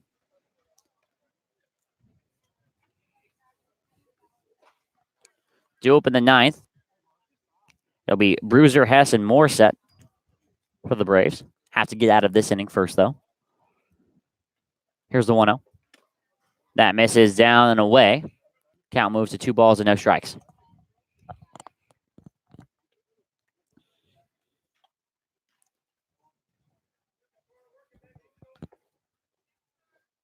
Fog beginning to roll in just a touch here at Spillane Field. Here's the 2-0. That misses the zone outside. And Otsuka now has a 3-0 lead. All 3 pitches from J.P. Woodward have been extremely close on Otsuka. Just looking for that 1 strike to find the zone and finish him off so the Braves can hop back on offense and try and come back. Here's a 3-0. That almost hits him inside. It's a 4-pitch walk for Otsuka, and the Gatemen have a 2-out base runner. That could be important with the Gatemen coming back to the top of the lineup. and Matthew Ruddick with a runner on. That could be an important insurance run that they're trying to hit in. We're going to have a pinch runner here. Otsuka is going to come out. And the pinch runner for him is Braden Ward.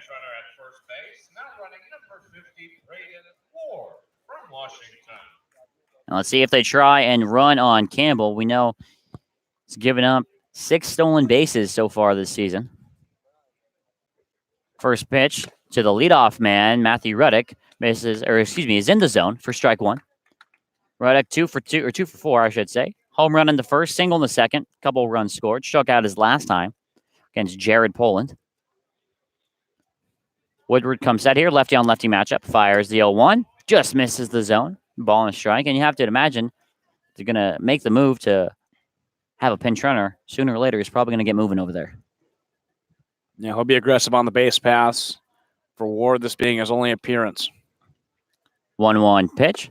Misses down and away. Count now at 2-1. JP having a little bit of struggles here, finding the zone after a 4-pitch walk to Tora Otsuka.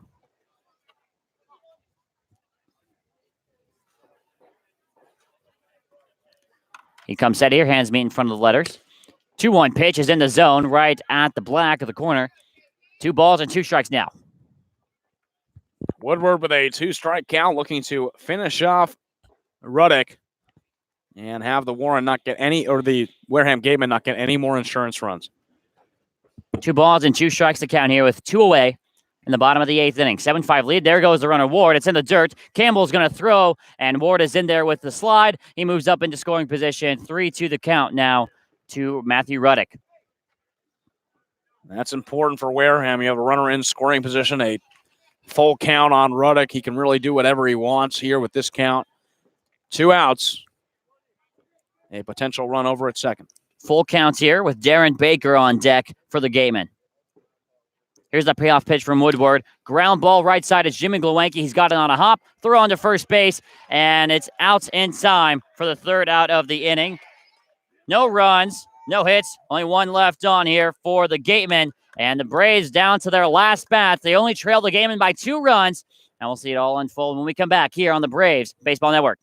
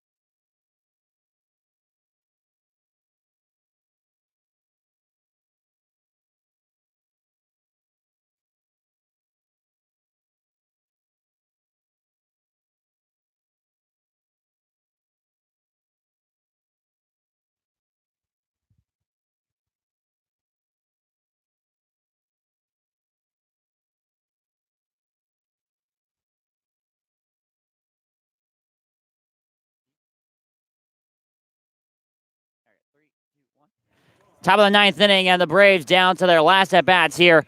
Only trailed by 2 runs, and the Gatemen bring on their closer here to get the save. It's Landon Rupp. And Bruiser, Hess, and Morissette will be the final 3 batters. Last chance for the Braves, Landon Rupp, going to the University of North Carolina, Wilmington, a rising junior, standing at 6'3", 180 pounds. He's seen action in 3 games so far this season for the Gatemen, 3 even ERA. He's pitched in 6 innings, 7 strikeouts, 2 walks, and only allowed 4 hits. on the year so far. Last time he pitched was June 28th at Chatham in a 7-4 victory for the Gatemen. He pitched 4 innings, allowing 1 earned run on 3 hits, 1 walk, striking out 4 in 15 batters he's faced. So he comes up looking to close this one out for Wareham on what's been a tight game and a tight last few innings. It has definitely been a tight last few innings. Nick Bruiser steps in. Braves need base runners here. Nick Bruiser so far in today's game, he's 2 for 3, 2 doubles and an RBI walk back in the 7th inning. Has the opportunity here to get the Braves going correctly here in this top of the 9th. First pitch, ground ball on the right side. That's Darren Baker who's got it on a hop throw to first, and it's a quick out, number 1. Now what the Braves were looking for, just 1 pitch, 1 out to retire Bruiser, who's had a solid one at the plate in this one, and now Kyle Hess coming up already with 1 out. Kyle Hess steps in. After coming into the game in the 7th inning, he struck out. Getting his second at bat here. All it takes is a bloop and a blast. First pitch to Hess. Misses outside for ball 1.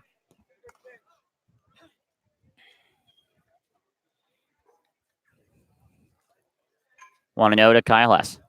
That misses in the zone. 2-0 now. He's going to want to take all the pitches he can and get on base any way that he can. He'll take a walk at this point. He's ahead in the count, 2-0. 2-0 to Hess. That misses again. Down near the feet. He leads 3-0 here. And for sure, we'll be watching this next pitch go by. Yeah, if he gets on, the tying run comes to the plate. It'll be Morris at the next batter. So this is a big at-bat here for the Braves.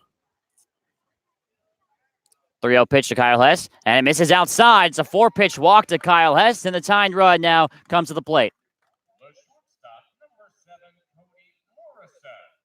That's another big walk. It's been 6 walks for the Braves in the past 2 1/3 innings. They've been really working the walks as Hess gets over the 6th walk in the past 2 1/3 innings.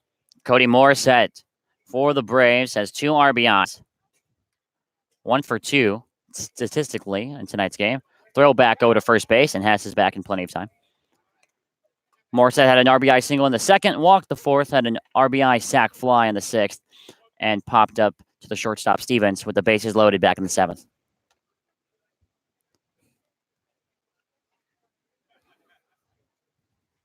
Another throw back over to the first base. Kyle Hess over there. And they're going to have time called. And the first baseman Teeter is going to go have a little talking to with Rupp. Rupp has to make his pickoff attempts accurate, or else Hess gets over into scoring positions. They're just checking on him. But that is an important base runner over at first. Rupp out of UNCW. First pitch to Morissette. Finally comes past the plate, and it's in for a strike. 0-1 the count.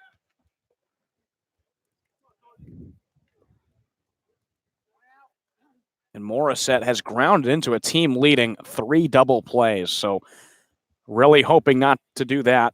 That would end the game. 0-1 to Morissette is off speed, and he watches it go by. It was a slow off speed, and it's in the zone. 0-2 now the count. Morissette has to do whatever he can to remain in this at-bat. No balls, 2 strikes the count to Cody Morissette. Here's the pitch, and he fouls this one off. Staying alive, adjusts to the off-speed pitch well, and stays alive. Solid way to keep this at-bat moving. Morissette fouls it off. Still an 0-2 count.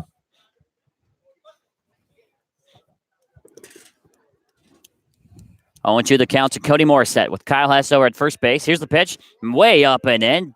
Brushes Morissette off the plate. 1-2 now. That was more than a waste pitch. That was a total miss in placement. 1 ball, 2 strikes the count to Cody Morissette. Representing the tying run in this game. 1-2. He fouls it off. Did very well there to adjust to that off-speed pitch. Started his swing way early and did well just to foul it off and get another pitch. Yeah, that was a great foul ball for Morissette. He watched the off-speed pitch all the way in, started his swing way early, adjusted mid-swing, and just fouled it off.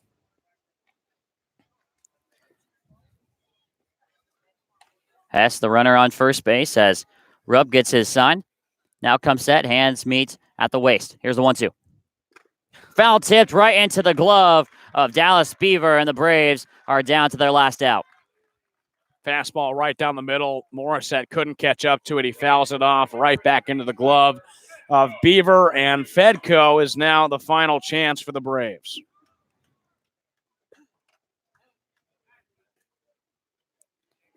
Kyler Fedko on tonight's game. 1 for 3, singled back in the second. He walked in the 8th, later came around to score. First pitch to Fedko is off speed, and it's in the zone for strike 1. Fedko's got a little bit of power. We saw him in batting practice today, putting a few in the left field bleachers in batting practice. So if any time could come to turn the power on, it would be now. And that would be a good time for sure.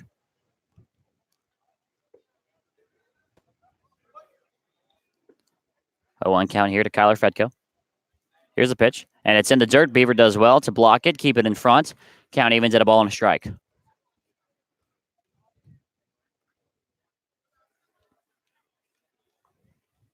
It's been a long night here at Spillane Field. This game just passed the 3-hour mark. First time we've seen a game go past that mark this season. First pitch at 6:45. Here's the 1-1. Foul ball right off the mask of Dallas Beaver behind the plate as fireworks go off down the first base line. I guess you weren't lying about that. Yeah, I told you. It's a pretty common thing, which is weird. 3rd of July. Fedko looking to make some fireworks here for the Braves. Nice. Thanks. Yeah, that was nice. 1-2 count here to Kyler Fedko. Game on the line here in the top of the 9th inning. Ground ball left side. That's Stevens got it. Makes the throw onto first base. And did he keep his foot on? Yes, he did. And that will be all she wrote in this game. The Gatemen started things off with a 7-1 lead, and they are able to hang on by the skin of their teeth here tonight, 7-5. A hard-fought game for the Bourne Braves, who were at one point down 7-1. They rally back in the 6th, 7th, and 8th innings to make this a 7-5 game, but just couldn't get enough to overcome the Wareham lead that was built up in the beginning of the game. It was a loss for the Braves, but it was an encouraging performance from this lineup who performed very well. And we saw this lineup really show up. This is only the second time that the Braves have lost when they've scored more than 2 runs. They move now to 4-2 when that happens. 6-11 overall on the season. And Sam, this bullpen really, I think this might be their most impressive game so far this season. Absolutely. A terrible start from Josh Culliver, who typically comes out of the bullpen, got the start today, struggled from the beginning. The very first pitch he threw was a home run out of the left field, over the left field fence from Ruddick, and he struggled in his 2 innings. But Harvey Shapiro called on the bullpen, and they didn't allow a single run throughout the rest of the game. Nick Iverson was fantastic. Jared Poland threw his 1 inning, and J.P. Woodward as well, combining, allowing 0 runs and giving this team a chance in the later innings. And Sam, you mentioned it when you were saying earlier, I think it shouldn't go without saying this lineup really came to play tonight, especially after being down 7-1. It would have been very easy for them just to give up and call it quits right there, but they fought back for the entirety of this game. Yeah, they showed a lot of fight in the later innings as well, coming back in the 6th, 1 run there, 2 runs in the top of the 7th, and tacking on 1 more in the top of the 8th. They never felt that they were out of this game, and they came back, loading the bases in those final 6th and 7th innings and making this a ball game. They really fought hard. It just wasn't enough in the end. Braves fall to 6-11 so far on the season. Dillard picks up his first win of the season for the Wareham. Gatemen Culver drops to 0-1. Wareham moves to 10-8-1, picking up their 21st point of the season. And the Braves, like I said, fall to 6-11 on the season, but they don't lose any ground thanks to the Hyannis loss from earlier today. Game time was 3 hours and 2 minutes. The Braves just losing this one 7-5, the final score here from Spillane Field. That's it for tonight. The Braves off tomorrow, enjoying Independence Day. And like I said earlier in the game, they're taking part in the little town parades in Bourne and in Sandwich early tomorrow morning. So we hope to see a few of the fans out there along the streets of both Bourne and Sandwich For Sam Weeder halftime, Jordan Palacio. Braves lose this one 7-5. Until next time, until Friday, at home against Harwich, we're signing off for now. Until then, good night, everybody.